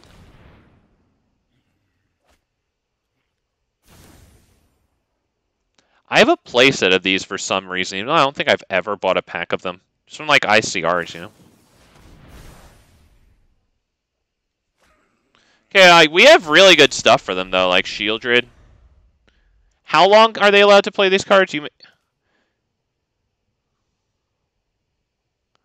can look at it and play it as long as it remains exiled. So if they have like our Sheoldred 5 kills this without targeting it, which is really nice for them. So that's why maybe next turn I'd like to go Tribute into this. Okay, that is probably ours, I would have to assume. Yeah, look, okay, yeah. Sorry, yeah, that came from over here, my bad. Yeah, it's definitely ours. We'll pressure them with Cut Down here on the Sleeper. See if they want to blow a counter on that, because Sleeper can draw them cards, so I wonder if they want to counter that. If they do, that's good, because we have free reign to do Tribute. Yep, that's good. There you go. Now we'll draw 2 cards off of this guy.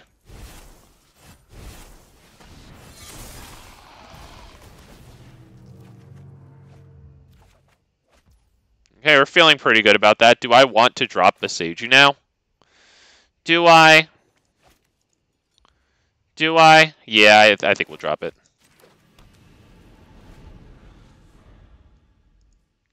Yeah, I think it's okay.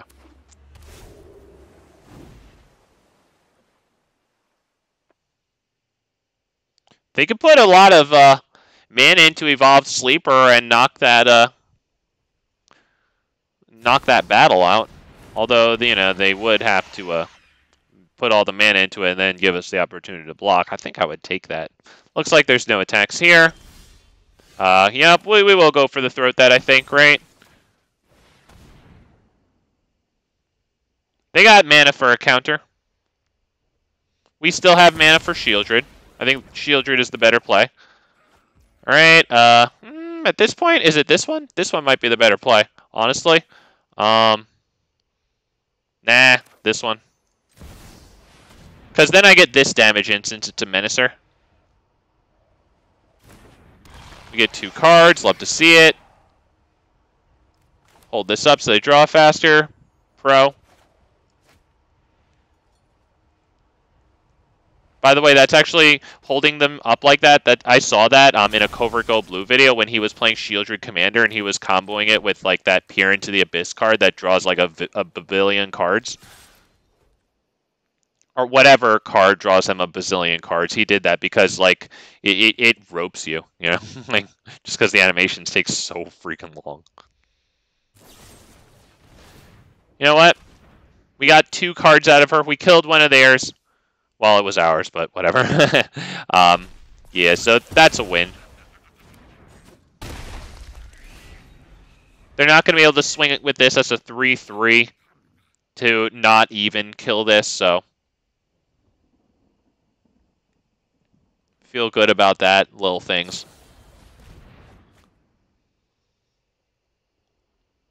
It makes it wound up. That was a much better play than this Sheoldred, right? This affected the board. Maybe cleared the way for this one to drain him those last couple bits. I like that.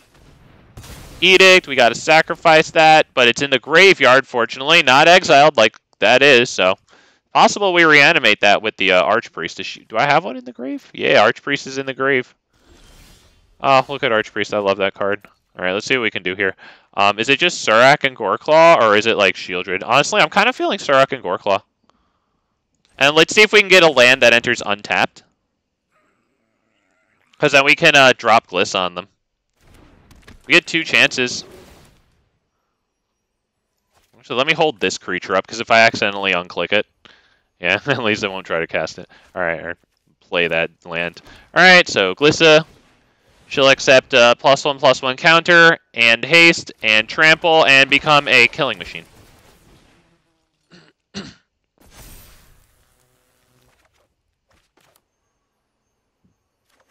We are attacking, of course.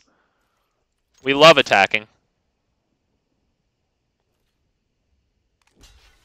Yep, that's fine. We got trample, baby. Okay. I might as well take one of our creatures out, I guess.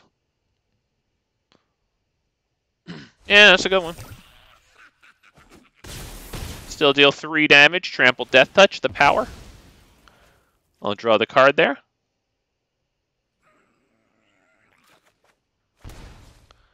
Tribute to the World Tree. Drew us 4 cards that turn. Damn. That's alright. And then a 5th with Glissa's ability. Woo! Woo! We're ready for the board wipe. I would hope it's not Farewell. That'll kill the Tribute to the World Trees, too. Actually, it's exile. Yeah, it would exile those. Yeah, my bad. But yeah, please don't exile my Tributes. If it's Sunfall, I'll allow you to Sunfall me. I'll tell you what.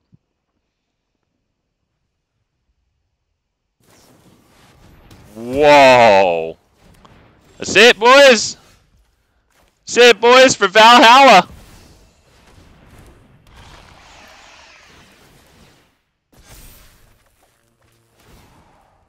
Alright, give me all my life. So cool. So cool. God, I'm so cool. Wait, what? Oh, you didn't like that? You didn't like that? They didn't have the best game, though, to be perfectly honest. And it looks like they were hoping for a mill strategy, too, judging from that one. But yeah, multiple Lilianas, counters, their own Sheoldreds. Nobody feels bad. Nobody feels bad. Dude, the power of the Tribute to the World Tree. I was straight up ready to get Sunfalled. I was not really ready to get Farewelled, but, you know, we still had Surrak and Goreclaw into Sheoldred. Did we have the mana for that? 1, 2, 3, 4, 5, 6, 7, 8, 9, 10. Yeah, we did. So, yeah, we're looking pretty decent there. Tribute's one of my freaking favorites, man. Not gonna lie. Once I saw it spoiled, I knew. Oh my god, that's a lot of rares today. Whole bunch of rares today. I'll take it, man. Eater of Virtue. Okay. You know, I played some guy in Standard who did something really cool. The new Aftermath 3-drop for black that when it enters the battlefield or when it attacks, like, you exile target card from a graveyard, right, and then put a +1/+1 counter on it, but, like, it also assumes the combat keyword abilities of the creatures that it exiles. So, like, I wonder if that would be good alongside that thing in that deck, you know, because they got a lot of combat keywords abilities. So you can put Eater of Virtues on that black Graveyard Eater. You know, you can put it on your own creatures if you happen to have them out with all them keywords. Fine, dude, I get it. I'm not gonna have a good game, am I? What do? Take this one, get rid of Goreclaw and pray, because I'm going down to 5 next. You know, I can stall 2 turns here. Granted, losing life the whole time. You know what? Triple green isn't the worst if it leads us into a Tribute to the World Tree and also a source of black to get Sheoldred. You know what? Beautiful. You'll love to see it. Are they hitting us with Resolute Reinforcements from the Soldier deck? And if you're a blue-white player, let's say I'm ready to leave right now. I'm not going to wait for you to get your satisfaction out of countering me and feeling like you frustrated me. Does he land past? Yeah, we're done. We're done.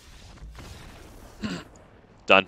I've decided that I don't concede early enough against blue-white. The thing is, like, they really do get their satisfaction from making you frustrated and leaving, so I figure, instead of giving them the victory like that, why don't I just concede earlier? Like, all I'm doing is reclaiming my enjoyment for myself. You know? So I decide to just concede, like, extremely earlier against blue-white. Yeah. I promise you, they get satisfaction from giggling while you seem frustrated. So if I can just leave before that happens.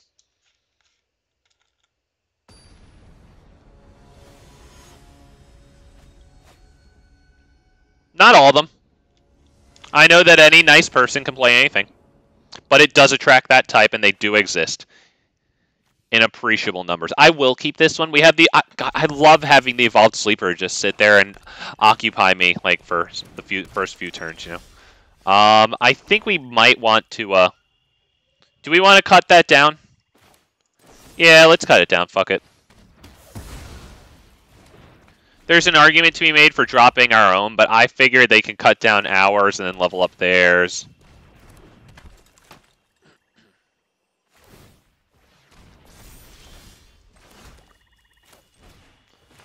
We'll drop 2 of them on the field, I think, right? So that way if they kill one, we start leveling up the other.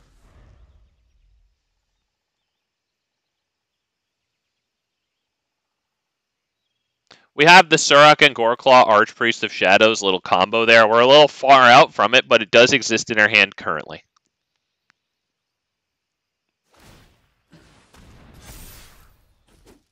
Okay.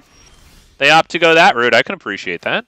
Alright, we'll attack with one of them. Or, let's attack with both of them, and then drop the Scrapgorger. Trade 3 damage for 3 damage, get the little Scrapgorger down. Maybe, just maybe, we can top deck a land and be able to drop Archpriest of Shadows. We could also draw, you know, Sheoldred, and that wouldn't be bad. Glissa. I would like Glissa, especially if they kill that Scrapgorger. They're eyeing it up a little bit. I don't like that. I don't like that, man. Why are you looking at my Scrapgorger like that? Like you're hungry. Well, there you go. Alright, well, I'd like to do something that I can, Okay, there we go. So at this point, why don't we go ahead and level this up to 2. Level this up to 1. And let's get 5 damage where he gets 3. Poor dude's land screwed. He has 2 lands. We're at 4. If he misses this one...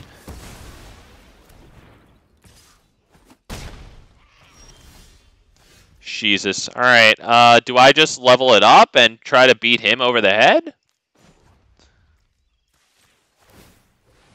that what we're doing here? Are we just doing this? This is kind of sad. Do I do that? I think so, because I don't want to do no damage with it and then have it go the same way as my other ones, right? Alright.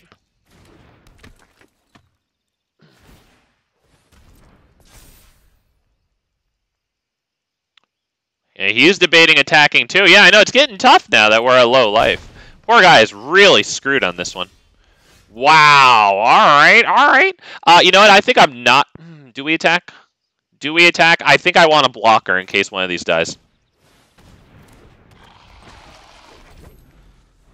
Dude is royally screwed on lands. Graveyard Trespasser. It's annoying because he's going to eat the creatures out of our graveyard, but they're not very impressive yet. It's not like he's taking out the Phyrexian Fleshgorger, you know. So I think this is going to stave off the attack. It seems a little ridiculous for you to do that. You're going to learn what Glissa does, buddy. You might want to take that back. I think that's a mistake. Yay, don't do that. There you go. Okay, he came to his senses. There you go. Do we attack with Glissa? Do we drop Sheoldred? I kind of like Sheoldred instead of dropping this one. I like Sheoldred, forcing them to sack. I know they don't want to. Attack. We could take the Deathtouch counter off Evolved Sleeper if we really want to. But I thought that would be good too, because it gets us one closer to the Surrak and Goreclaw play. That's big annoying, but we do have Go for the Throat, so they can't make an attack here. Seems silly. Alright, well, I'm trading Deathtoucher for Deathtoucher there, I think. We could get rid of Sheoldred there, but I like having Sheoldred because we can get its damage in if we kill the Obliterator, right? I think that feels pretty good here, right? Kill the Obliterator. Attack with lethal. I have to block Glissa, so we don't lose her.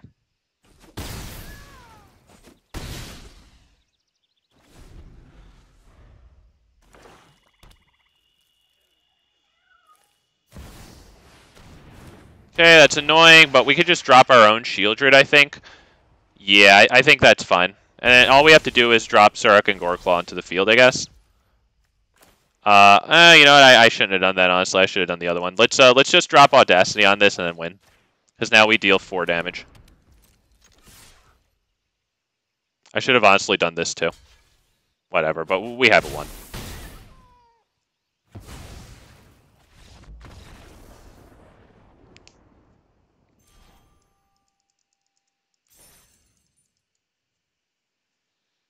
Damn, thank goodness for that extra card draw getting us Go for the Throat, man. Phyrexian Obliterator.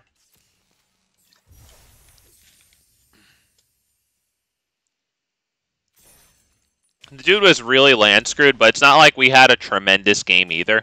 He did great, you know, from his perspective. 2 lands for like what, the first like 4 turns, maybe 5. I forget how many turns he was stuck at, you know, 2. Like, no fun. Although he is running Phyrexian Obliterator, though, so then you think it's just like, yeah, fine. That's okay for you. I will take this. Scrapgorger might have to do some serious lifting.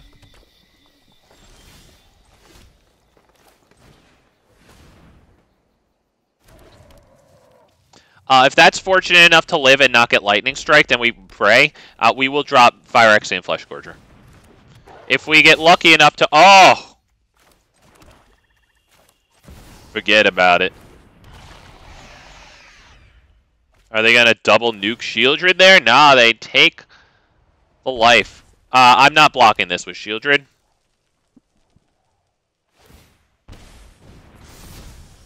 Now I will. Okay. Oh my god, stop. Dude, God tier. God tier top decks. Forget about it. That's terrible. That's terrible.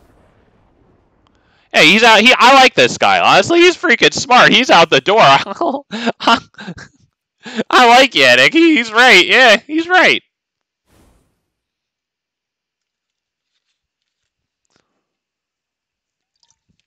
I want to open up the game for challenges. I'm always accepting challenges, but I'm just saying it.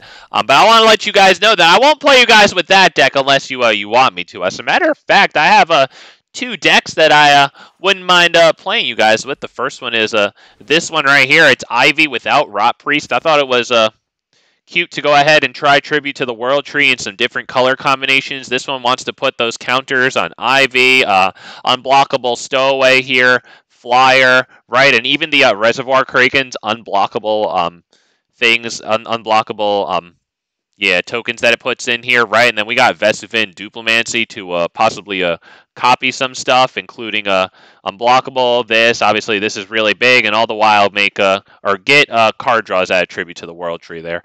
So that one's kind of cute. I also have a Galta and Mavrin Jank there. And I think I might play a little bit of unranked with them right now. Although it's easier to play unranked or ranked than unranked. But yeah, this one just wants to make some funky tokens with Zopandrill and Galta and Mavrin, and maybe make two of those big fat attacking trampling dinosaur tokens with Mondrak, and all the while get cards that attribute to the World Tree. I initially had Surrak and Goreclaw alongside Galta and Mavrin, but that got me to attack in with Galta and Mavrin, you know, the turn it hits the field, but I don't know. It didn't get the biggest tokens out, you know. I thought Zopandrill gives us a hey, Elf Ball. Okay, what's happening, Dallas? How we doing? What's good, man? Thank you for heeding the call there. I hope you enjoy. I hope you beat the crap out of it. But I hope I stand a chance. I want to do something. I got the Ivy deck here, no Archpriest, because I just can't, man. Thought it was fun trying to make it without the Archpriest there. We have the triple green open. I'm going to keep it, even though we're going to need some creatures to trigger Tribute to the World Tree, but we're praying to draw them.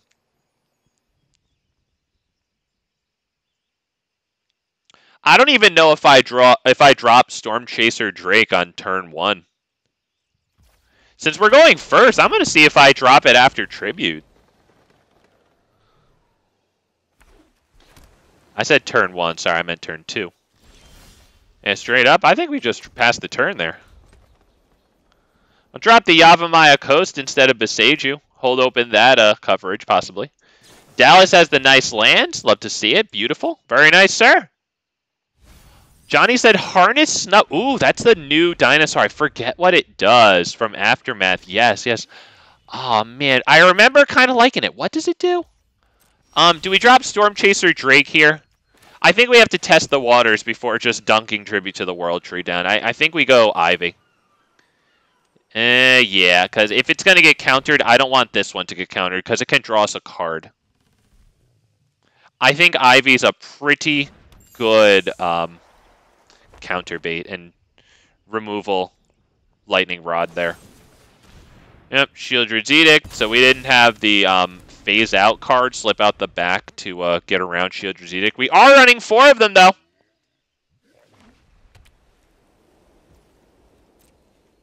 Shit. Yeah, he just passed turn. I don't think Tribute to the World Tree lives. Do we try it? Do we draw Storm Chaser Drake? Because I don't have anything else after Tribute, but this isn't going to draw me a card after Tribute. So, like, I don't have any creatures after it, but I think that's fine, honestly. I think we're going to start with, let's drop Boseiju, honestly. Now, let's do this, just to get around Make Disappear here.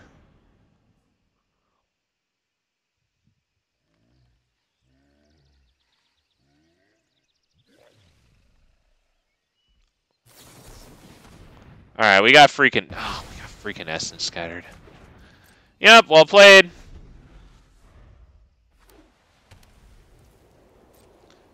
I would imagine Wandering Emperor now. We can go ahead and try one Tribute to the World Tree. Especially since we got the other one. Otherwise, I was debating Vesivin Duplimancy. Yep, X equals 2. There you go. That'll do it. Yep.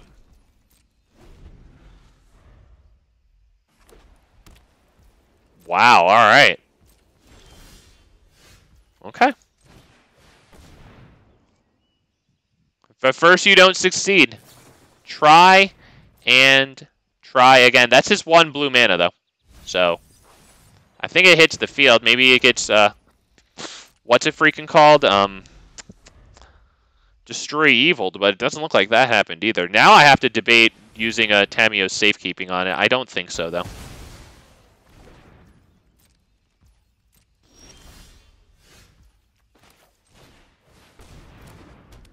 Do I just drop this guy? Do I just drop that guy? He probably just drops dead, right? I can't really do that until I can back it up, right? Return an artifact or from to the field? Oh, shit! That's wild! Oh, shit! Okay. Okay, so Suspicious Stowaway feels pretty good to me right now.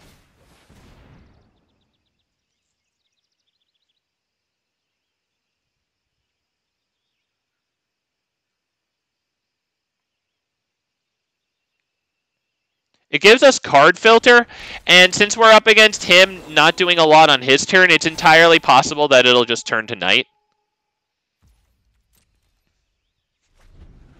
Let's see. If it turns to night, we protect that with Tamiyo's. Bigly. Yep, and I think we'll start by dropping this thing, honestly. So that way if I do have to Tamiyo's it, we make a copy of it.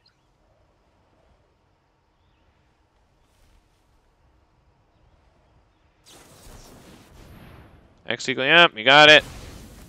I don't think we're gonna try not to use Tamiyo's if we can. We pray that we don't have to, because I'd like it to remain night. Come on, give me the card draw. It's night. That thing draws me cards. Come on, baby. Alright, well, we want the cards. Card draw, card draw. Love card draw. Cankerblooms here. Each of them is going to get us a card draw tribute. See if we get Farewell. That would suck. It's night. Love to see it. Let's go ahead and attack. Do I use Odawara for that? Wandering Emperor. Do I use freaking Odawara for that? I don't know. I think I might want the Cankerblooms down here. Then guided like water. My judgment is final.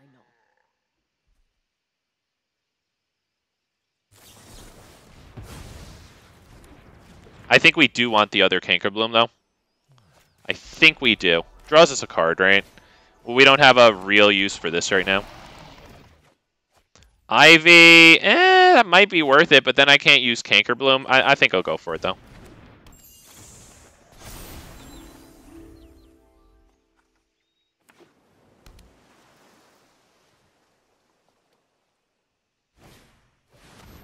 Oh, damn it. Oh, damn it. All right. All right. Well, he has to plus that right now unless he wants to lose it for the token. He doesn't want to lose it for the token. All right. We would drop the Reservoir Kraken. Gets us a card. Love to see it. That is a good one. Okay, if he makes this create the freaking token, it's an unblockable 3/3 because of Tribute to the World Tree. All right, we start with the Duplimancy. Does it hit the field? Because god damn it, I want it to, baby. Oh, that's his blue. It hits the field. It hits the field, boys.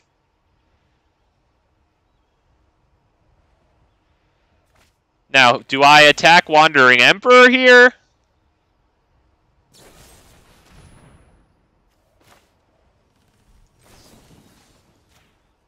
We're going to make a token copy of that we don't have to sacrifice. That's so awesome. Let's go ahead and, oh, wait, never mind. Yeah, this was still on the stack. My bad, my bad. All right, well, it's phased out.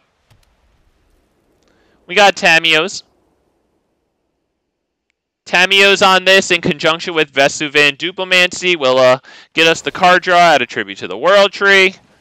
Wow, he didn't hit the -1 there. He's got a board wipe. Don't do it, don't do it. It's phased out. Don't do it. I'm wondering why he did that. Maybe he wants to -2 this thing, right? Maybe he wants to save the Wandering Emperor. He's got some sort of plan to save it, right? And then he wants to -2 it and have it live. Okay, Memory Deluge. All right. Did that tap properly? Also, he's only got basics. And it's tough. I mean, it's tough to get the duels, especially if you want the rare ones. It's freaking expensive. Jesus Christ, those rares add up. We could drop this right now and then have 17. No, have 15. That's not it. Okay. Yeah, that ain't it. That ain't it. All right, we'll start with this one, though, because this is good. This is going to get us the token copy. Love to see it. Beginning of combat. Blah, blah, blah, blah, blah, blah, blah. All right, I'm attacking. Right there. Right in the schnoz. Do we drop tribute? He better not have fucking farewell. But if he does, we'll just make a token copy of one of these things, right? Just so that we can draw 2 cards. Vanquish the Horde. Do we want to draw the cards here? Do we want to draw the cards? Is that going to be good, or do we just want to hold Tamiyo's? I might want the cards, honestly. I think we want the cards.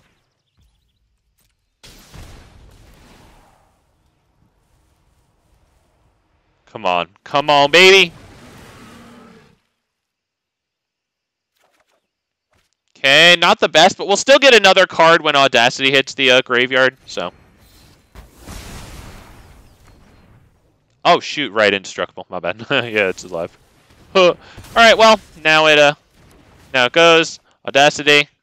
Wow, that's not good. That's not good at all. But any creature in this becomes really good. Come on. Any creature. Not good. No bueno, boys. No bueno. That's not good at all. Oh, boy. Now he has card draw. Okay, now we need a creature, and it can't be countered. And we know that he's got the Essence Scatters. If he hits the Sheoldred's Edict, I guess that's annoying, too. Cankerbloom would be, like, the ideal creature, probably. Honestly, it's cheap. It triggers the card draw of both of these. I guess another Reservoir Kraken's fine, too. We're running 3 of them. He gets one of the Audacities out. That's fine. So long as we have 1 here, we can cast a spell that targets a creature we control. Alright, we need the creature. Come on, baby. Come on. That's just shit. God damn it, dude. That just sucks. Damn it, dude. We have 2 tributes out. We ran freaking dry, man. We had a lot of extra draws, too. We were flooded, dude. This is Noah's freaking flood. Now, what do we My God. Oh, man. Come on. I want the creature, but it has to resolve, too. Alright, we lose the Audacity. At this point, now that we don't have the Duplimancy to make the copy of the creature, honestly, fine. Let your blade do the Oh, fuck you. That's just rotten, dude. Oh, man. Oh, that's so bad. That's so bad. Bro, that's rotten. He's drawing the cards now, so if we could get countered, and the creature that we draw doesn't even matter. Let's see, what do we got? 3 Ivies. Okay. Okay. But what do we have? We have 3 Ivies, 4 Storm Chaser Drakes, 3 Reservoir Kraken, 4 of that Suspicious Stowaway. So we got a decent shot, right? How many cards are in here? 30. How many creatures have we been through? A fair amount, to be fair. Still got a bunch of Storm Chaser. Okay, dude. Okay. Cookie Downs. It was competitive for a while. I think you've got this now, man. Can this one ult yet? Yeah, -7. You get an emblem with whenever a creature you controls. Oh my god, search your library for a blue or black creature card. Put it onto the battlefield, then shuffle. I wonder if he has like Hullbreaker Horror in here? Maybe? He's got some instants to do some nice work with Hullbreaker. Although black and Sheoldred, of course. Yep. Well, this is about to get ugly, boys. I don't know what we're gonna do here. Good lord. May your blade strike. I think we'll just say our good game and take our lump, huh? Wow. Wow. Well, let's see. No? Oh no! Oh, I was hoping for something nice, man. Okay.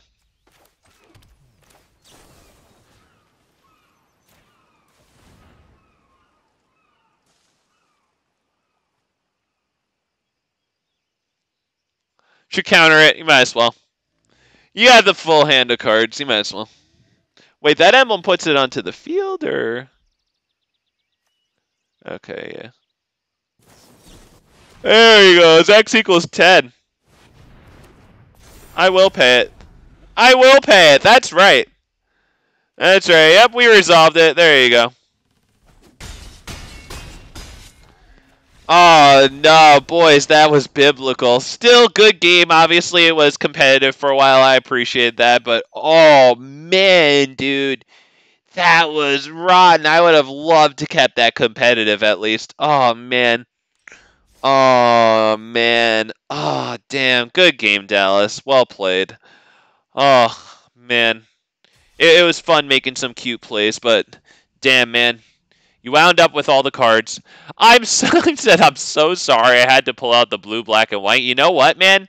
I actually was doing all right as long as you didn't have Farewell, and I had a couple of my enchantments out, but it was just the land flood. I was actually doing all right, you know? Like, if I can sit there and generate tremendous card advantage against, like, you know, board wipes and stuff, I'm fine with it. It's just that, like, you know, when Farewell exiles, like, my chance to do anything also, it's just way too feels bad, man. You know, I mean, so I'm fine. I had a good time facing you, my dude. GG once again, of course. You know, I am going to take this one. Let's get rid of Surrak and Goreclaw here. Let's hope for the best. We have 2 draws to get the land for Glissa. There it is. Love to see it. We got to go for the throat. I would imagine Glissa just straight dies, though, so maybe we do Phyrexian Fleshgorger. Yeah, I'm honestly feeling Phyrexian Fleshgorger here. Probably just gets, like, edicted or something, to be honest. I would hope they have to target it, yeah, and pay the ward cost, yeah.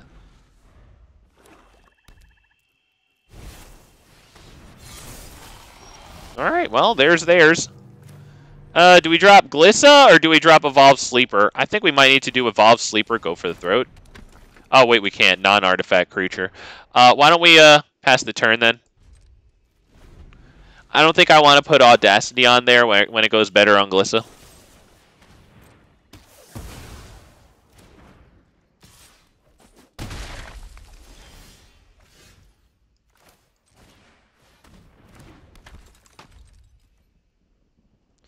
Is it just straight up like nope, nope, nope, nope, nope? Alright, well, you have to establish card draw, or else you're just turning your ones into my ones, and then we're waiting just for the card draw. Alright, well, I guess we go Glissa here. I think if they get rid of it, I'm probably ready to go, because I don't have the I don't have the removal for that one. Sadly, it gets around go for the throat. Yeah, I think we're ready to go. Yeah, I think we'll just leave at that point. Since I don't really have anything good going on here, it seems like they're just going to be made out of removal. I would imagine at least 3 of each edict and go for the throat there. And that's kind of an illustration of like exactly what I was talking about with Dallas. Like if I have something to at least like give myself a chance to build back from, I'm not against, you know, getting my shit wiped when I have a chance to build back, you know, but like when I got nothing going on, like, you know, like when an Explorer game starts with turn 1 Thoughtseize to screw me up into turn 2 Kroxa to make it worse into turn 3 Liliana, so like even if I did get a creature onto the field, like it just goes away, you know what I mean? Like, and it just doesn't leave you with anything to do. I just roll my eyes. It's just fucking stupid, you know? Like, okay, you're the mightiest mage, dude. Like, fuck you. Like, you're so great, yeah. Let's get rid of the Archpriest of Shadows here. Actually, why don't we start with Forest, just in case we happen upon Tribute to the World Tree. Might be better to start with those. Is that an Esper player land passing? Bro, I'm ready to go right now. Don't.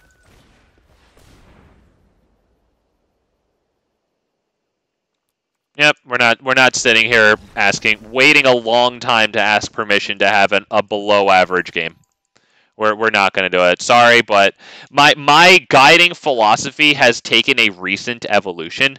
And I had a little toxic epiphany, if you will, that since they get their kicks out of like frustrating people, like I triggered.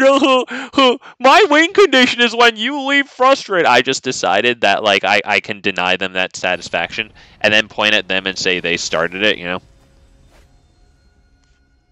it's going to be a below average game anyway. All right, probably pass this one. Definitely take it. Keep 6. Get rid of the biggest thing. There you go. Okay, not bad there. Second source of black. We like that. Next turn, we could drop that, hit cut down or level, depending on what we need. Looks like it's cut down.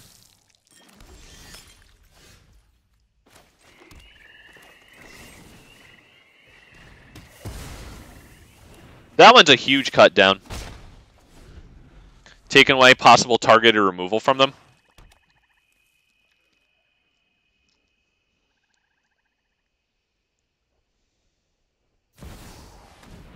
Okay, Jix.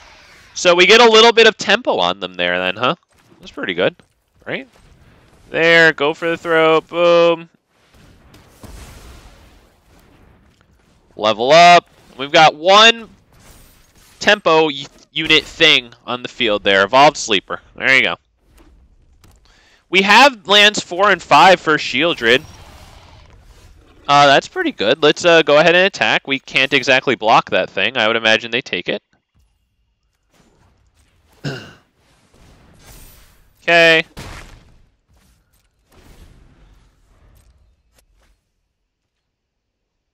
So we're really hoping that they don't put another creature out in the field, because we'd very much like for Sheoldred to force them to sacrifice that thing. Okay, that's going to return to their hand, so... Can that please be the only creature you put out here?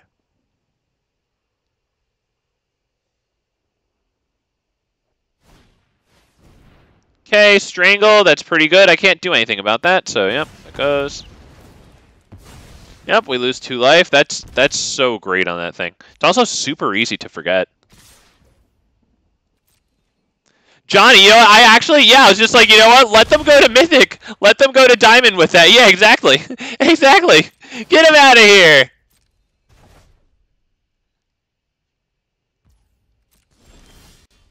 Alright, yeah, we have Sheoldred into Sheoldred the Apocalypse, because if this one dies, at least it did its job. Hopefully they can't kill it at instant speed, only because we'll take the 2 life, you know. And it looks like that's happening. They do have 2 mana. Yep, our thing dies. Okay. So they have the Ronin. We got Sheoldred.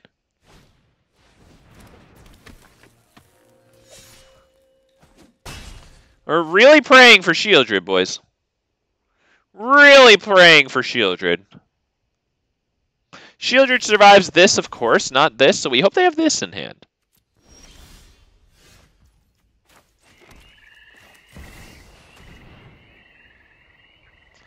Well, there you go, boys. Or is it asking them to do the channel ability? It could be asking them to do that. We hope it's that ability and not a kill. Come on, take the damage. Yeah! There you go. You noped out. Come on. Come on. Alright, discard a card, draw 2. That does give him more chances. It gives him a little bit of damage out of Sheoldred. So that's at least good, you know. 4 more damage there. That's good. Come on, baby. Come on. No kill. No kill.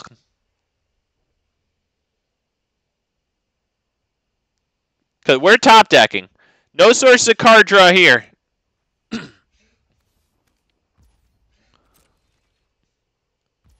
Oh, shit.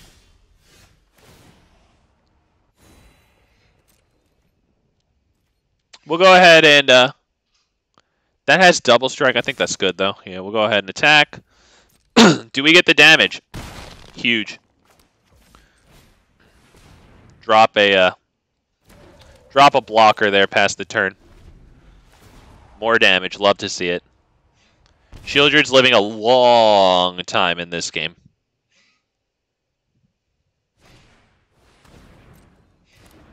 Hey, there's a blocker.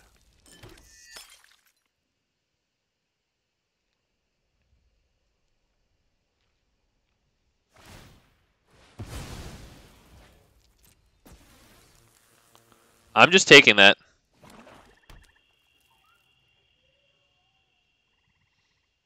I'm not gonna block. Oh, they're going to strangle that. Okay, all right. All right. Now they get more blood tokens. Okay. All right, we need something nice here, baby. And Glissa's nice. Glissa's nice. We might want to keep her around until after they have... no, I can play this, and then I can kill one of their blood tokens with Boseiju so that they can't kill Glissa with that. We're so good, boys. We're the best.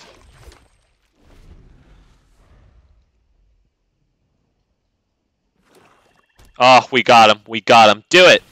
Do it. Okay. That is very good, though. Draw 3 cards. That is good. I hope they don't have the kill for Glissa there. Glissa still kills this thing in first strike damage. She won't die to the double strike, so that's good. Oh, I think we got him. I think we got him.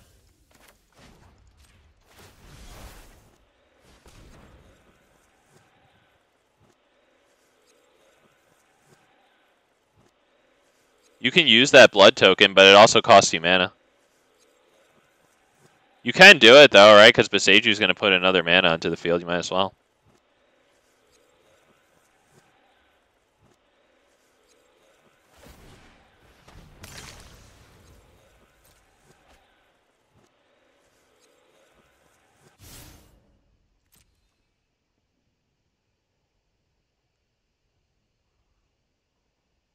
Oh, can you not have the kill for it?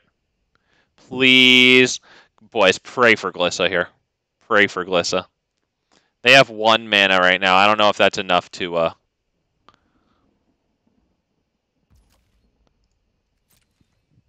don't know if that's enough to do it.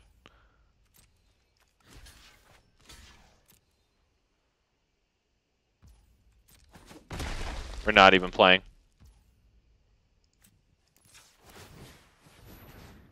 It doesn't really matter. There we go. Just didn't want to even play around there. Wow, she didn't freaking die. Wow.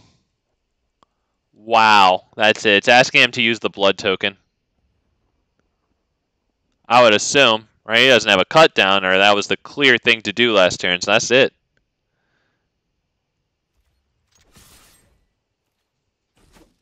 There you go. Wow, we out-noped him. There you go. We generated enough value. Thank goodness, too, because he was bearing down on us with an Archfiend of the Dross not too long ago. Yo, Boseiju victory there, huh? Boseiju for the freaking win on the blood token. God, love it. There you go. Shit, almost got the 15 wins. You know, just because I said I was gonna do it in the introduction. Let me just real fast. Let me hop over to the more difficult, paradoxically, play queue here. Go grab my Galta and Maverin deck and start getting pummeled by nothing but chuds from Untapped.gg who crater with their win rate the moment they get to mid-gold. Let alone platinum. Forget about it, baby. It's tough out here, I get it, but I just wish that they, made it as easy to, like, learn how to play the decks and just give you, like, the deck list. You could just get it from the YouTubers anyway. You get the deck list, and you actually get a lesson in how to play it for the YouTubers. I don't hate them for getting their money, of course. Obviously do it, but it's like, you get more and you pay less at just watching their videos. They're great content creators. There's no shortage of great content creators. I'll keep this. It's not the best hand. Yeah, but straight up to Fairy, like, you're Delver of Secrets and Unranked, buddy. You're going to sit here and take turn 1, do this, and then the rest of the game just nope, nope, nope, nope, nope. Like, that's what you're going to do.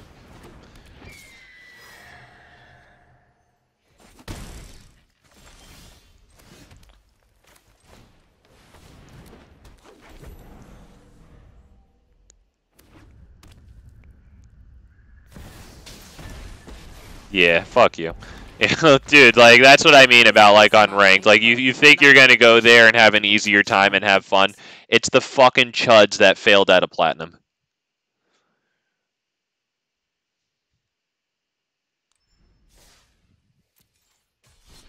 Bullies seeking easier competition.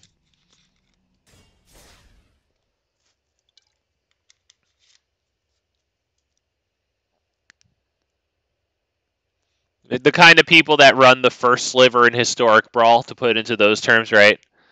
But they ain't got any slivers in the 99. That reskinned Prismatic Bridge somehow getting them out of Hell Tier. I don't know how that it hasn't been caught by their algorithm and just flagged to always be in Hell Tier. Like, just to, like, mitigate people doing that. Like, Do we keep this? We have a chance. We have a pretty good chance to get to Wedding Announcement in this one, right? Cankerbloom into Wedding Announcement. It's not the worst thing in the world. It's not really the greatest. I'm going to keep it because it's semi-coherent, right?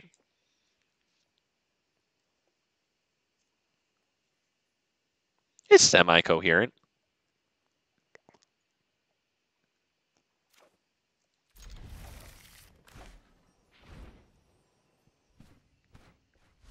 Okay, we've got a nice dual land there into a Cankerbloom, into hopefully draw for Wedding Announcement. That would be really nice to just get into that one.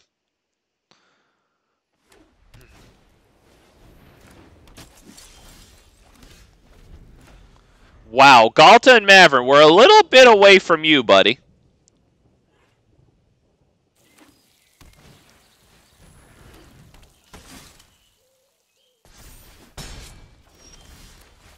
Oh, not the best there. We really want the land next turn.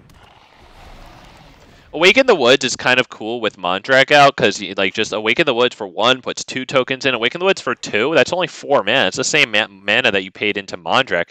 Gets you 4 forest tokens.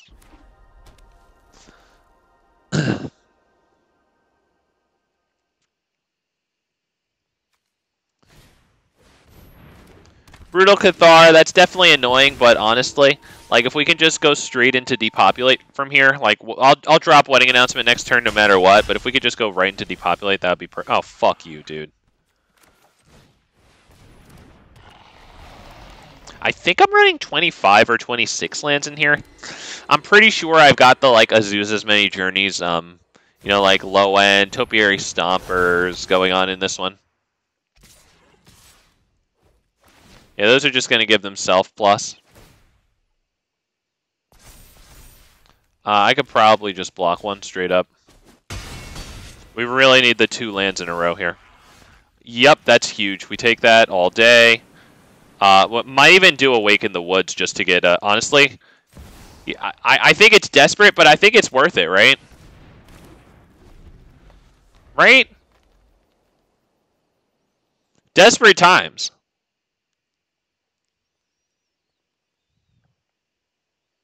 Please don't have the fucking goddamn Brutal Cathar. Alright, well.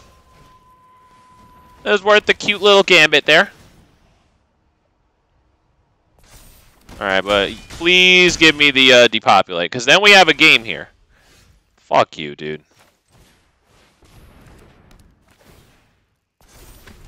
Come on. Yo, that's terrible, man. That's terrible, dude.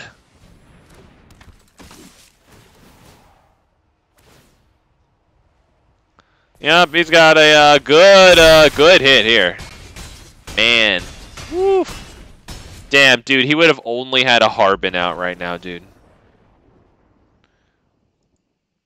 Dude, he would have been unearthing his soldiers there. Oh my god, dude. We had the depopulate. Jesus Christ. Hell, we even did the Desperate Awaken the Woods play again, and they had the second Brutal Cathar, dude. Oh my goodness. Man, I was really interested in dropping Mondrak there, and even though we didn't really have much to do after it, we had the wedding announcements, I guess. Cook those up. That would have been pretty good. A whole bunch of tokens alongside Mondrak. They would have had to wait till they had 5 soldiers and give them flying, right? And fly over that, because I don't know if they would be able to get through that. Oh, man. Do I take it? Because if we get the mana, we're really good. Any mana, to be honest. The wedding announcement will still get us the treasure token out of Gala Greeters. So I'm going for it. Wow, beautiful. Beautiful. Look at that. I even got forest on the left, then green, gradients into white for the plains. Oh my god, that's so good. That's just top tier. I think we probably could get the... do we get the wedding announcement going, honestly? Let's get the wedding announcement going, man. You don't have freaking Spell Pierce, dude. What is that counter target? Oh, non-creature spell. I mean, we got a lot of treasures at this point.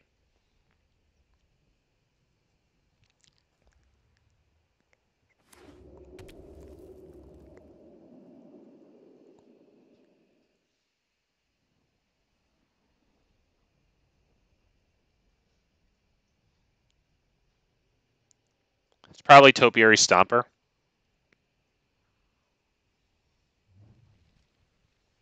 Good lord, dude. Come on, man.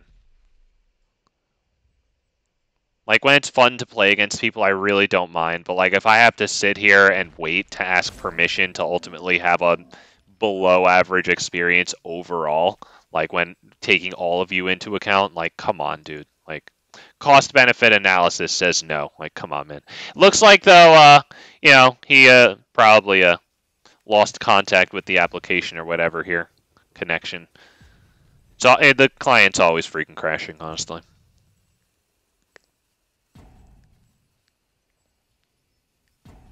And sometimes that'll be your best game of the day against blue-white. We could probably go Tribute into not Topiary Stomper, so maybe we just do Topiary Stomper, and then next turn go Tribute into Wedding Announcement. Right, because we'll get the treasure token there. Topiary, we'll go ahead and grab the green. Easier to get Tribute down. Probably attack there. Alright, let's see if they reconnect here. That's... Oh, okay, looks like he's back. Alright, he didn't miss much, so that's honestly fine. I've already read Jace, it probably pluses, I'd have to imagine. Oh, wow, okay. Well, he's fine with that one dying. He probably has plenty more where that came from. Why don't we start with this? Why don't we then go with this one, right? I think this is the way to go here. Okay, let's attack that, right? I think that's fine. Treasure. nothing more. I like the play with wedding announcement and tribute to the World Tree there. Do we go Topiary Stomper, or do we want the other wedding announcement? It honestly puts a lot of pressure on them. I don't know. Do we want the Topiary Stomper? It takes 2 treasures, turns them into 1 land. It would draw us the extra card, though. Did I mess that up? Should I have done that? Because if we had drawn another untapped land, we would have essentially just turned the treasures into, you know. Okay. I mean, that's not bad, really. Because we can go ahead and attack him with some tapped and attacking creatures, right? And each of those creatures are going to enter us a 3/3, or wait, one of them, sorry. Right. Okay. Let's go ahead and attack, definitely with both. Do we want to make a bunch of lifelinkers? That might be the best decision here, honestly, because we're only going to make one more of these. We're going to draw more cards. Let's make some lifelinkers. I would assume we probably get board wiped. If we don't get farewelled, we'll be pretty happy with that. We get multiple cards here. That does kind of suck. But we have the lifelinkers. So they'll probably want to wipe the board here.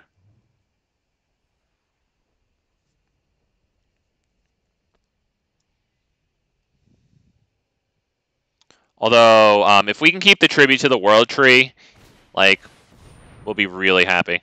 Oh, which chapter? Straight to chapter 3. What are they getting? They're getting my Zopandrill. Okay, but they're largely tapped out here. Alright, boys. We have a chance here. I would imagine they concede before we can get this done. Do we just do Awaken the Woods? Do we attack? I think we start by attacking, right? I think that seems pretty clear here. Why don't we attack with everything, right? Let's go ahead and get a 4/4 tapped and attacking. I think that feels pretty good. All right, that's a lot of damage. We also have 8 lifelinking there.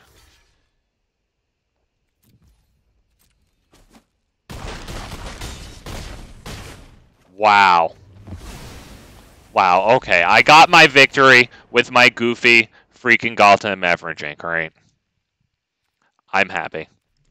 But yeah, Tribute's kind of nice with Wedding Announcement, of course, turning each of those creatures into 3/3 base. Well, not base, but you know, and then like when the announcement flips over, you get the Anthem effect. You're starting to look really good there. And the Anthem effects are pretty nice with Galta and Maverick, because you notice that even though we created we had a 4/4 token attacking, right? Create a tapped and attacking XX green dinosaur creature token with trample, where X is the greatest power among creatures you control. Well, we create that token as a base 4/4, right? But we have an Anthem effect here, so that token's actually a 5/5, and you know that just compounds one by one as you get more of these Anthem effects over. So I think it's a nice way to put your wedding announcements, your 4 wedding announcements, into like a cute little deck that's kind of fun to play, you know.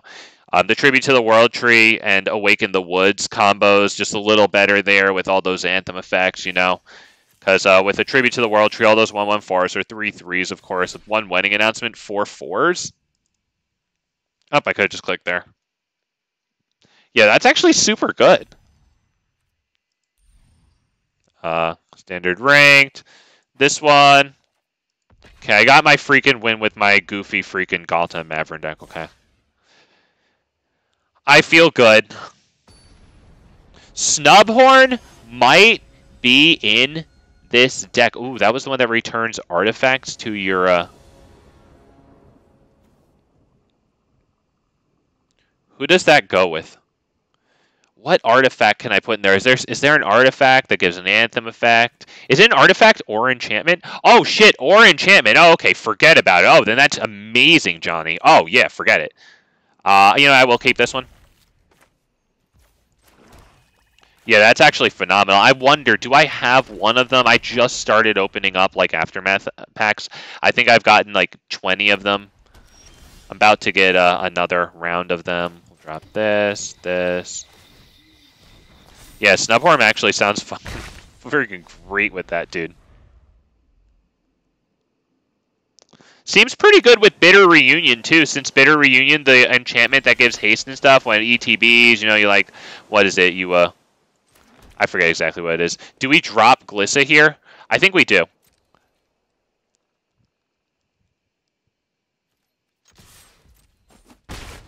Also sacrifices itself, gives you the nice, card filtering, I guess. You net a card, discard 1, draw 2. It's pretty good. Right, it gives the Snubhorn haste by sacrificing, and then you can go do it again. So I think that's actually pretty cool. Not gonna lie, that actually sounds pretty interesting. If I get a bunch of Snubhorns, I'd kind of like to do that. Right, if we lose Glissa... Alright, yeah. Okay.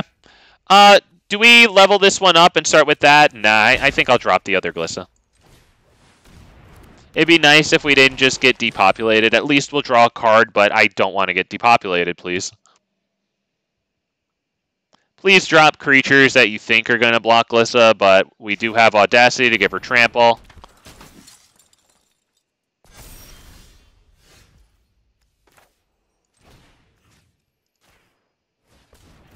Want that damage to get through. Let's go ahead and attack. We can still level up Evolved Sleeper if they want to block that. Yep, he's counting. Yeah, you shouldn't do it. I mean, unless you're okay with losing that thing. Yeah, let's go ahead and... let's just draw the card, lose a life. You know what? I'll play that. Play that right now. Gets us Sheoldred next turn if we want it.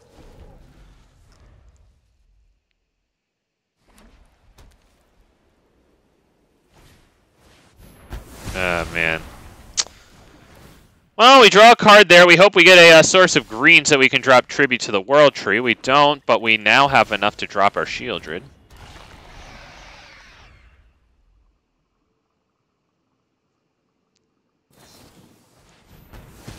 That's too bad. Yeah, we'd really like the source of green to go Tribute before Sheoldred.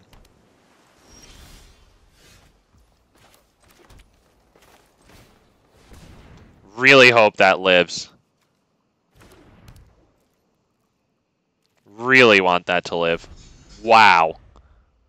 That should mean no Destroy Evil.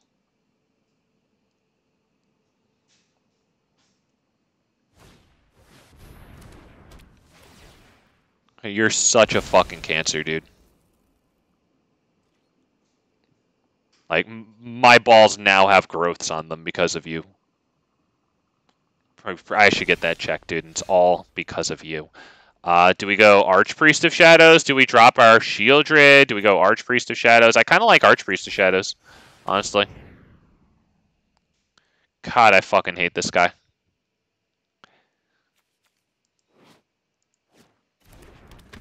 Alright, it'll just back itself up. We'll wait for permission. We have Audacity here to force its death-touching damage through. Go pick up... Oh my god, this guy's the worst. The absolute drizzling shits here. At this point, I'm going to drop Sheoldred to test the waters for this thing.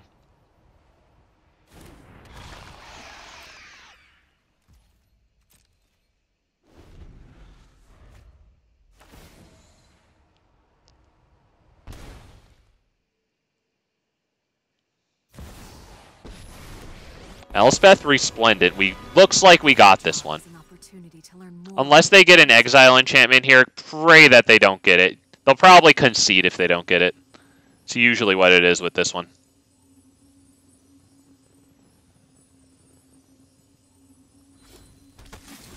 Oh boy. That's it, buddy. That's it. I will keep going.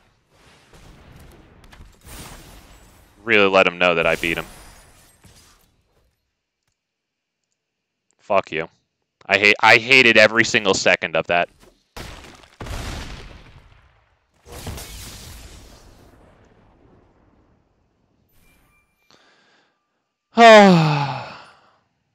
There you go. There you go. I'll admit that it is a cool inclusion of him to have Elspeth Resplendent. I will go on to further admit that it's a shame to see Elspeth being used to bring down exile enchantments, although it does make a lot of sense. It is cool that she puts the shield counters on those enchantments, of course, who are just beautiful targets for destruction. It would beat our enchantment destruction since we have Glissa there, right? It would beat it for one turn, but that could be enough for them to get another exile enchantment since it seems like they're running somewhere between 12 and 16 of them.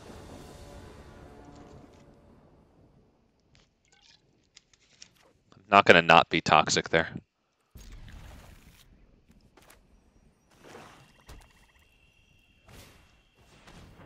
Non-creature, non-land. Well, there's one of those.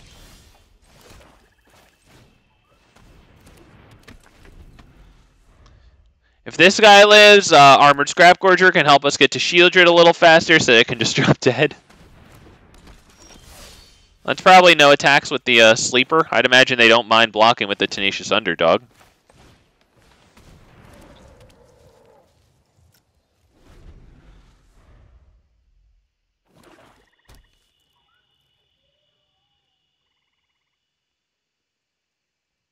They know we have Sheoldred, so Armored Scrapgorger is a pretty good target for their removal. If they kill it, I think we honestly drop land and then pass, and then wait to put our mana into Evolved Sleeper. Yep, that's no blocks. So good attack. I like this guy. Rarity for big fat MTG to be so nice. Go ahead and grab the Duress out of his grave right fast.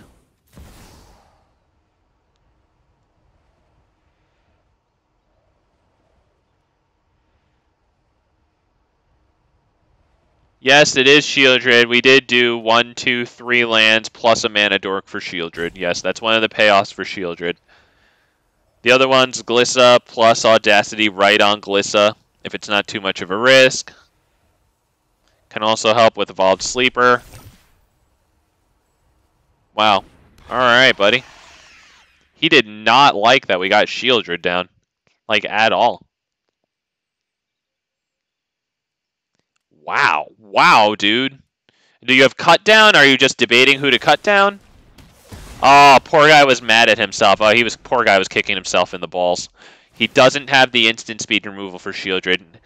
Well, we pray he didn't top deck it. Come on. Come on. Come on. Ooh.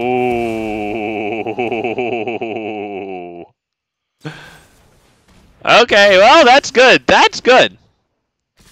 There you go. All right, he did it, man. But he's down to 1 card. So if we can get something that we can play, and naturally we get a fucking goddamn 5-drop.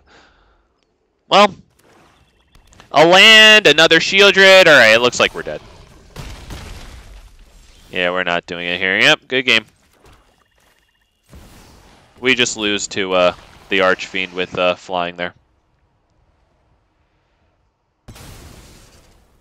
Yep, you got it. Yep. Yep, it doesn't have flying. You can pretty much see that, right?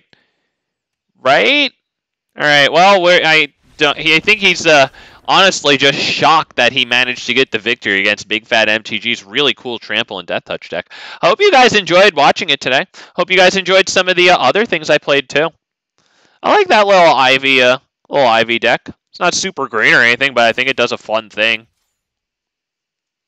I think it manages to use Ivy in a rather unoffensive way. I just don't really appreciate the like the turtling of Ivy Archpriest plus, like, you know, 4x slip out the back, 4x Tameo, 4x Tyvars. I'll never get it. I'd imagine if one day I got the privilege of looking at the devs, I probably would get it. But until then, you know, if you guys had a good time, I hope you did too. Make sure you hit the like button on the stream, boys. Really helps it get out to more people. Very much appreciate that. Okay, we'll start with Evolved Sleeper. This is really one of my favorites.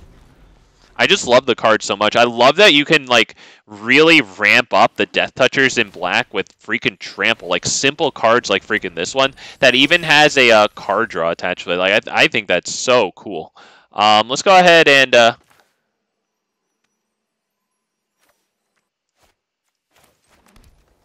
since I don't have a really good acceptor of Audacity right now, I'm going to put it on the Sleeper.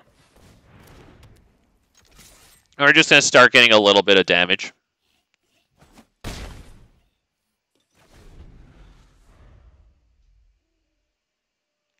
If the Audacity goes to the grave, we'll draw a card. I love that little bit on Audacity. What a powerful card, dude. We were using that in the Ivy deck earlier for pretty much, well, I was going to say pretty much that, but no, pretty much everything about it.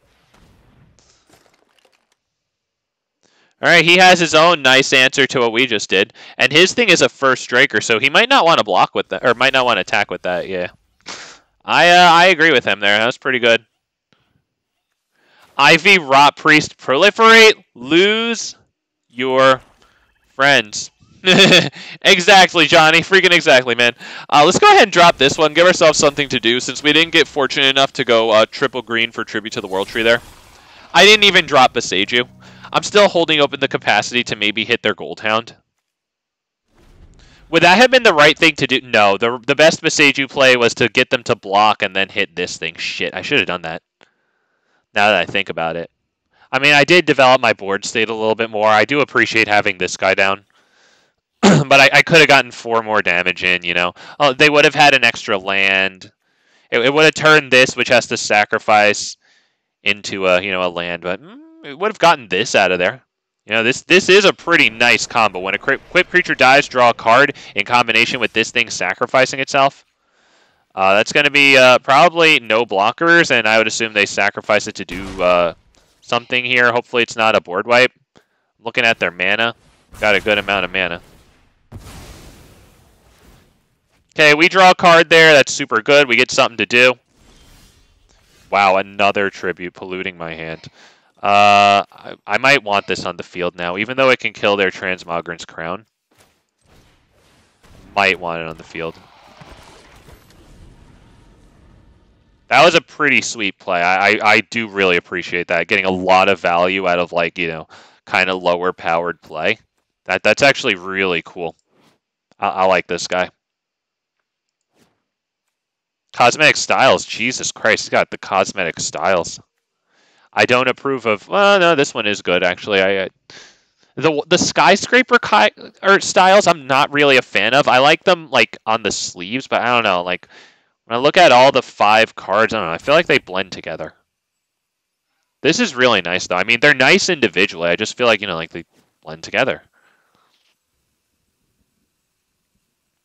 I think we've given this guy big think. I think he just... Yeah, he's here. Okay.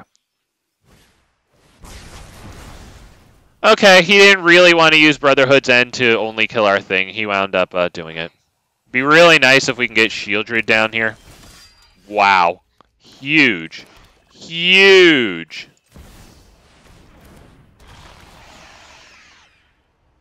They have to sacrifice the Oathsworn. They have the fucking cause... Jesus, dude. Good lord, boys. Let's go ahead and... I don't know if I even drop that Sheoldred until he has something on the field.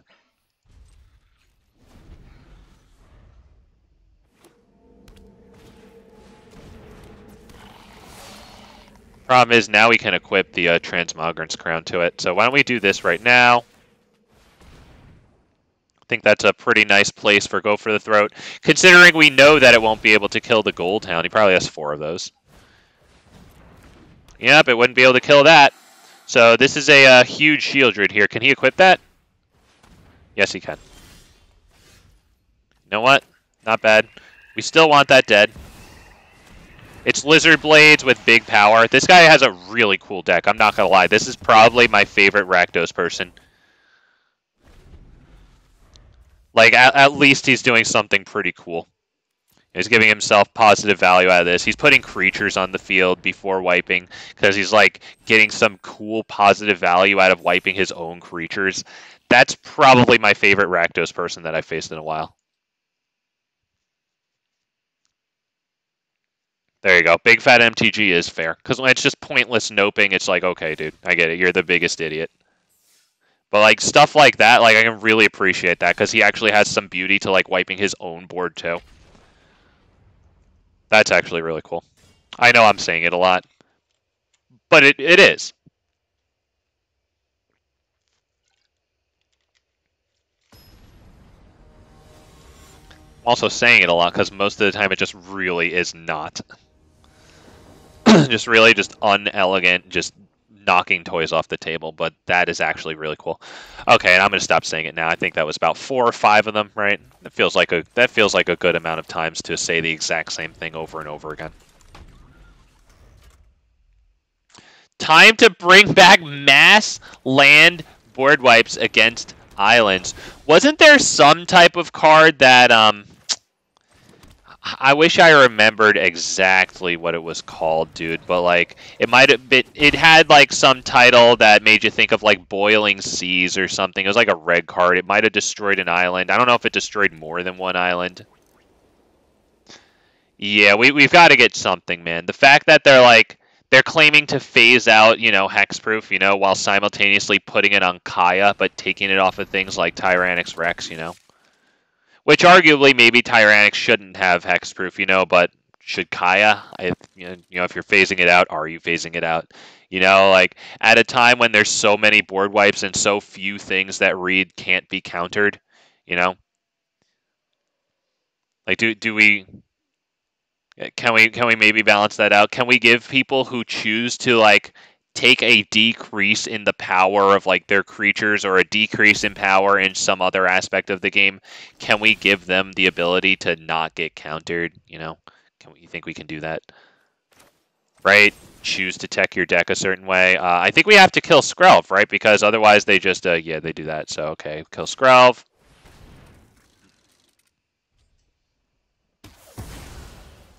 Can't attack.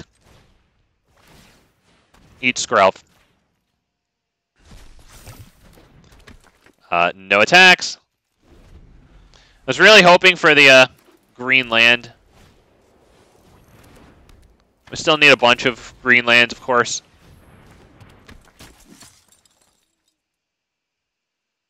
Do they attack with Thalia, though? It is preventing us from attacking. Beautiful.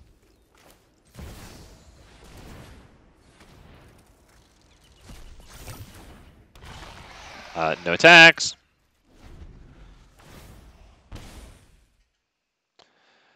I thought it might be nice to get the biggest thing out onto the field. Alright, they hit the freaking Brutal Cathar. You are attacking. Okay, good boy. Good boy. He doesn't want to lose the Anthem effect there. I think that's a pretty good attack. Jesus Christ, dude.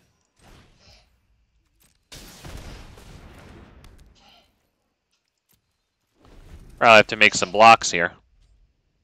I thought dropping that was better than, what, like Audacity on one of these. I don't want it to flip to Knight, you know?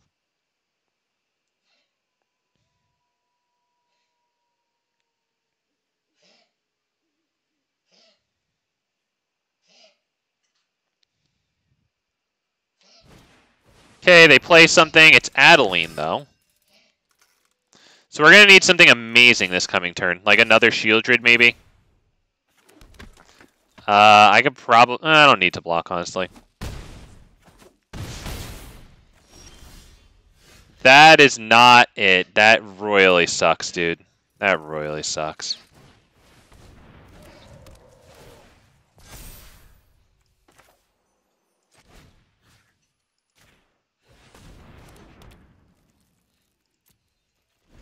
I think that's it. I don't really see how we survive this one. They have so much going on. I need to, yeah, I need to block Adeline with the Armored Scrapgorger. That's why I put the Audacity onto it. Yeah, unfortunately, we didn't do very, very well there. You really aren't just mashing your spacebar? I'm at 5, dude.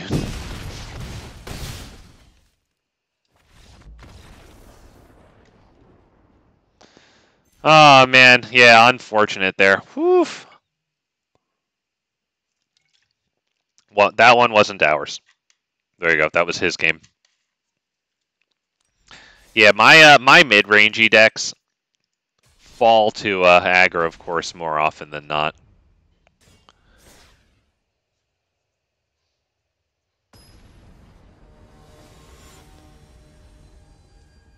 Should be working. Guy's got a nice name. This hand, though, gotta go. No, man, no. That's a terrible hand. Wow, fine. Keep 6, get rid of one of the Archpriests, right? That Scrapgorger better do me proud. Although we get the land in case it dies, so that's good, but we'd really like it to help get out Sheoldred.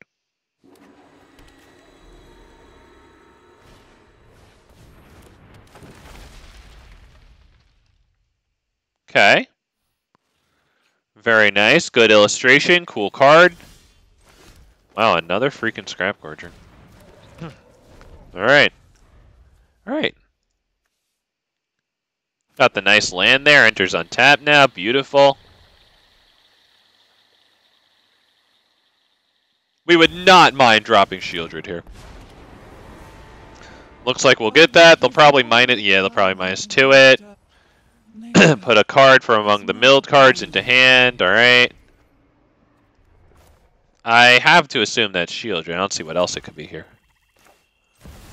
I mean, it could be this and start putting mana into it. For 4 total mana, I guess, right? 1 and 3 swamps, we get it up to level 2. Something mildly interesting is with this and Tribute to the World Tree. Once this gets onto the board, right, and then the Tribute to the World Tree thing goes on the stack. If you then level this up in response to that, yeah, once you make it a 3/3, you can wind up drawing the card. So it's kind of nice that it has that flexibility, right? You essentially play it for a 1 and 3 swamps, and it replaces itself in your hand immediately. For the sake of Phyrexia, I will keep watch. Break free. Is he giving Sheoldred minus? All right. Well, she still has a power, so she'll still kill something that she blocks. So we like that. There's no real reason to drop that thing right now. So why don't we go ahead and start by attacking with Sheoldred? We could drop this thing just to give it a +1/+1 counter. I honestly like dropping this, though. So why don't we start by attacking? Do I attack? Do I attack? Do I attack like this thing right here, right? Because if they block, I'm fine with killing something, honestly. Let's do this one, so that way if they minus 2 it, it dies. Okay, good. Yep.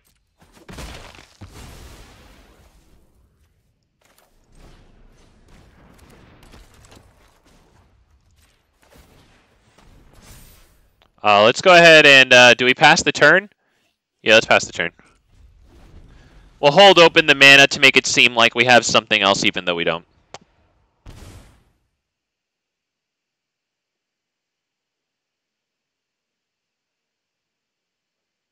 Be real nice if we didn't just get board wiped, because next turn we could start using this for cards.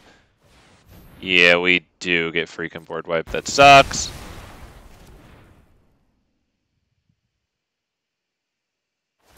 Although they were only destroyed, so Archpriest still has a chance to bring back Sheoldred.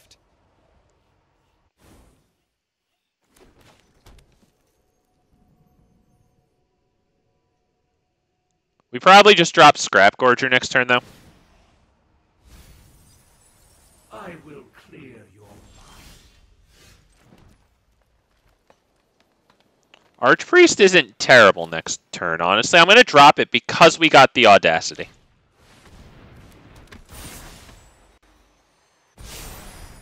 Because if I drop Scrapgorger now, next turn I'm not guaranteed to be able to do this and Audacity without having to tap Scrapgorger for the 6th and final mana. So let's see if we can force this death-touching damage in with Audacity and bring back Sheoldred here as our nice reward for that. Although, honestly, how much mana do I have? It would cost 6 in order to get a card out of this one. Is this the better one to bring back to get the card out of it? Because I'm not drawing cards right now.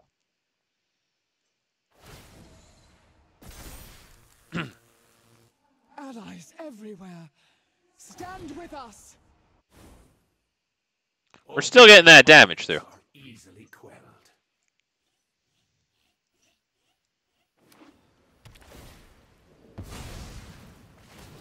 Oh, it's too bad that this damage doesn't also work against Planeswalkers.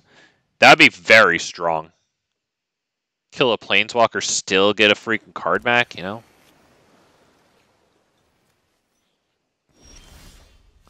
Alright, wow. Surrak and Goreclaw, Jesus. Alright, well, let's go with this one. I guess we'll just bring back Sheoldred Apocalypse. We have enough to get around to make disappear, even if it's copied. Please don't kill that.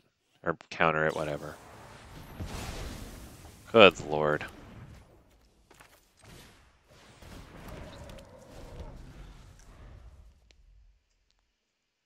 Well, he's looking pretty good here. He's good. How many cards in grave? 7 cards in grave, so he's not quite there yet.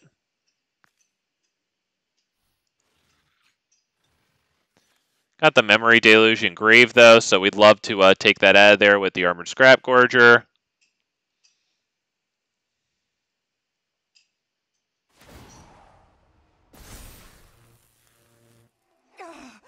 Break free and fight. We'd really like a land, to be honest, because it gets us Surrak and Goreclaw. Well, we don't need it for Surrak and Goreclaw, but it gets us this the turn after Surrak and Goreclaw, and that's what we want. No blocks.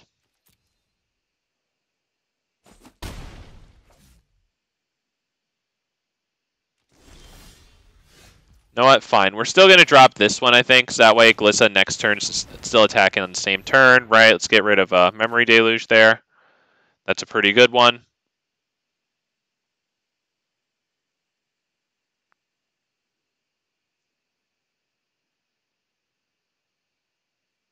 Are they countering Surrak and Goreclaw?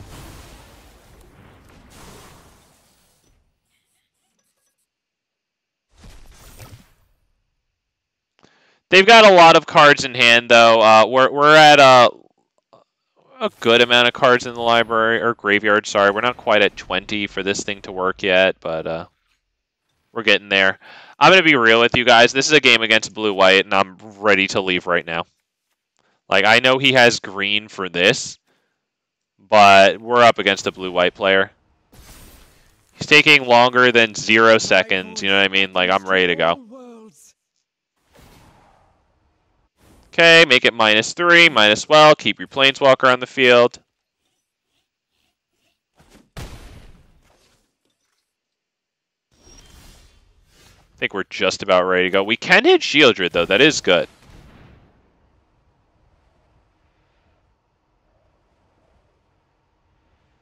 Alright, boys. I think we might be about done here.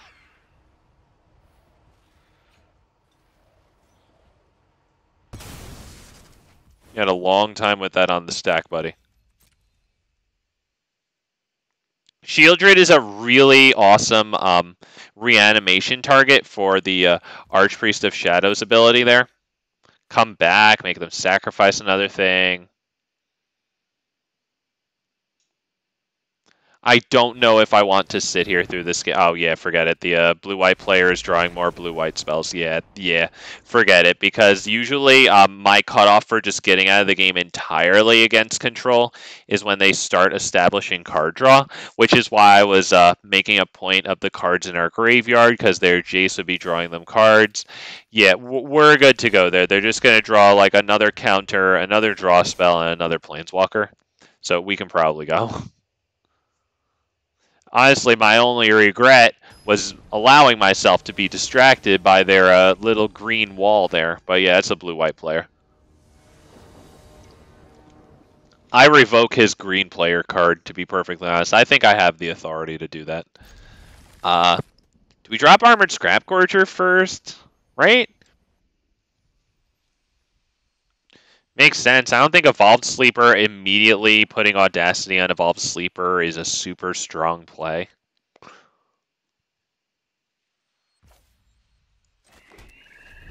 Ah, Johnny looked into the island wipes. Okay. I found... Oh, hang on. Scrapgorger. If we get a land next turn, I'd love to drop Glissa with Audacity, or maybe Glissa with Evolved Sleeper.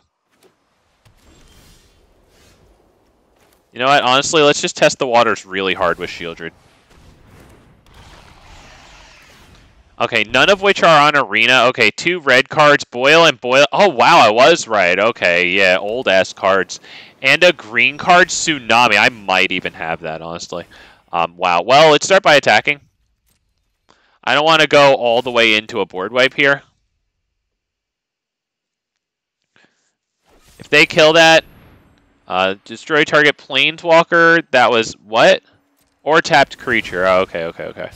Yep. All right. Well, let's drop Glissa, I think.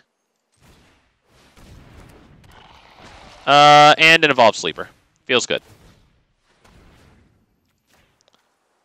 Audacity wouldn't be the worst thing in the world because when it dies, you know, we draw a card, but I don't know. I don't want to further incentivize them to destroy Glissa. What exactly is this? Chrome Host freaking Seed Shark, okay. And doesn't look like they'll be able to cast that, so that's pretty good. Need to get this down on the field. Alright, we can attack now, right? With both of these, right? Yep, because we can double level evolve Sleeper, so that's good. I won't put the mana into it if they block it. I think that might be an oops moment.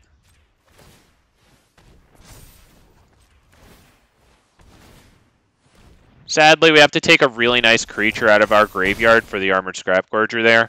Nice reanimation. Let's go ahead and draw the card, of course.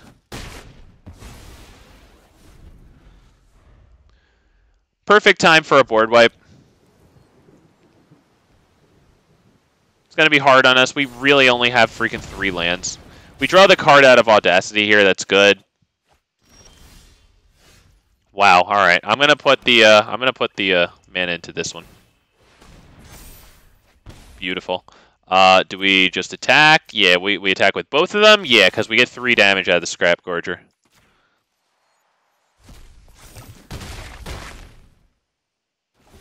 So that's pretty darn good.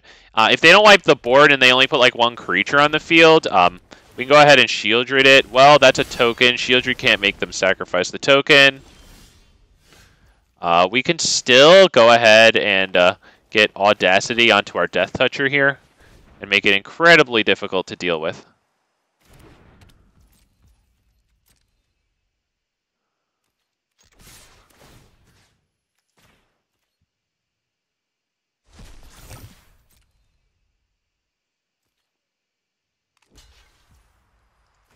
We will draw the card. Just in case. They could have something. They have 3 open mana. Oh, looks like that's it. There you go.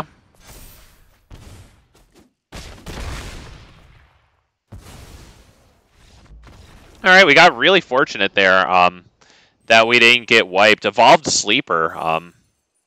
I love that this deck has so many great acceptors of Trample. Like, even freaking our 1-drop winds up with Deathtouch, so it becomes phenomenal with Surrak and Goreclaw, Audacity, you know.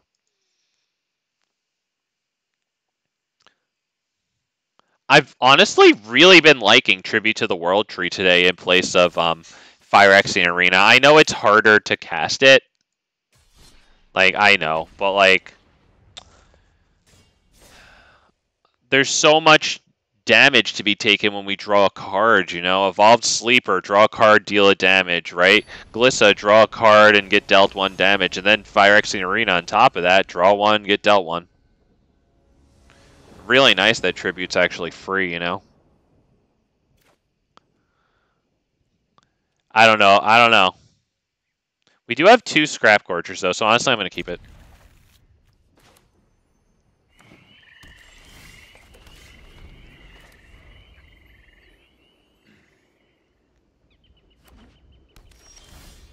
Wow, we have a lot of Scrapgorgers, boys. Wouldn't mind if one of them was a land. It looks like it might die.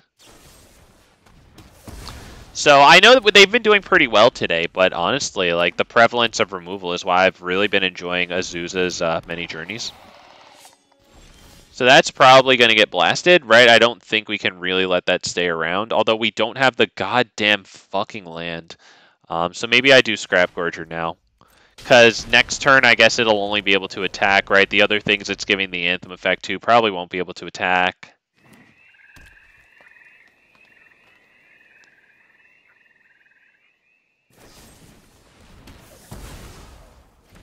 Alright, it deals us 2 damage. I'm honestly fine with dropping another. Fuck you, dude. And the land for green is a pain land. Jesus. Alright, dude. Is it going to be the same turn? Even better. At least he can't attack.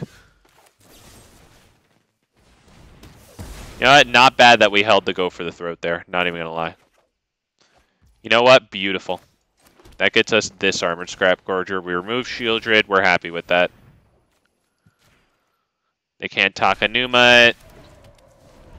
Cruelty of Jix. It's coming up too, if they want to do that. They got another one. Great. Yep, draw. Wow, alright. You know what? We have enough to do go for the throat into tribute, I think, feels good, honestly. Because we have to establish the card advantage.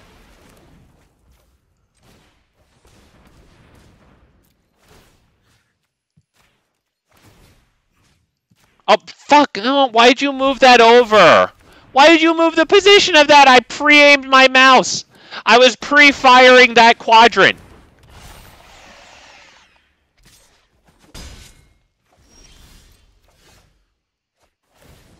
We're going to take some pretty good damage here. We're not thrilled.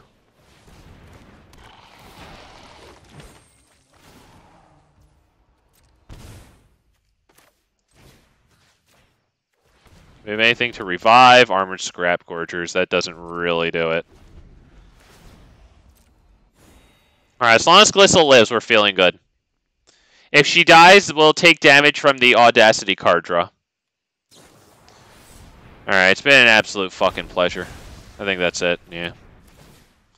Absolute fucking pleasure. Yeah, dude. Oh, that was brutal not being able to play for a little while there. Oh, man. Well, we eventually did, but man, at the beginning, getting bricked up with I mean, I guess it wasn't totally bricked up. You know, at least we could cast the Scrapgorgers. You know, but like we were just feeding them onto the field to turn them into you know, little empty slips of cardboard with one written on them. So that way he could use his empty slip of cardboard with one on them. You know, and trade 1 for 1 that way. You know, just. It was annoying to go 1 for 1 like that. Would have appreciated the lands. It was nice that we got them, though. At least we didn't end the game with 2 lands on the field, you know. Do I take this one, boys? Because we could really get screwed here. I do go first, though. The mulligans are tough. Do I take this and pray? I'm going to do it, boys. I'm sorry. I did it, boys. Wow.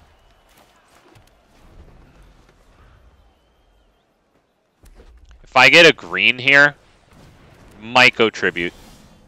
We don't get it. Glissa.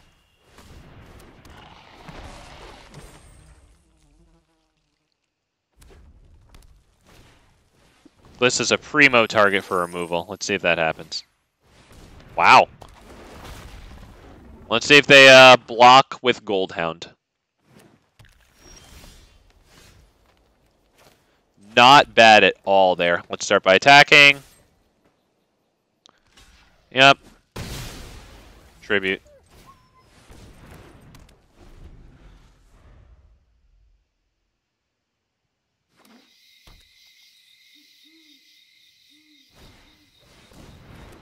Alright, at least they don't have something huge yet on the field. They still have 3 mana. They could drop a Shakedown Heavy right now. Alright, they get land number 6 on the field, so we will get a swing in with Glissa. We'll destroy Fight Rigging. That's actually huge for us.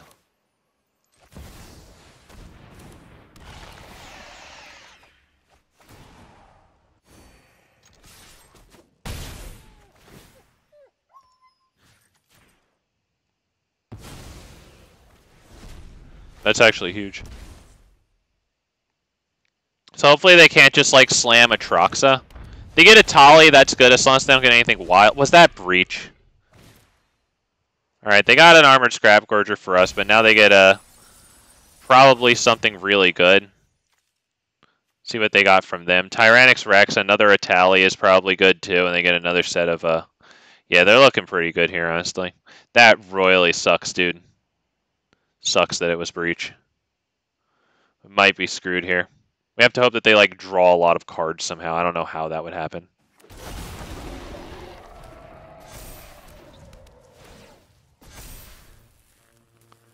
Okay, well, they have Tyrannix Rex.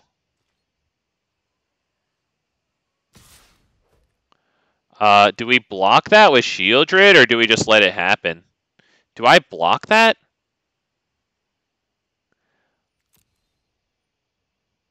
I think we're just dead. Can't really see how we do anything here. The Glissa's good. Let's say that. I think the go for the throat doesn't do enough here. I think this doesn't do enough. I think we're probably dead here. We can go for the throat on their Atali, I guess.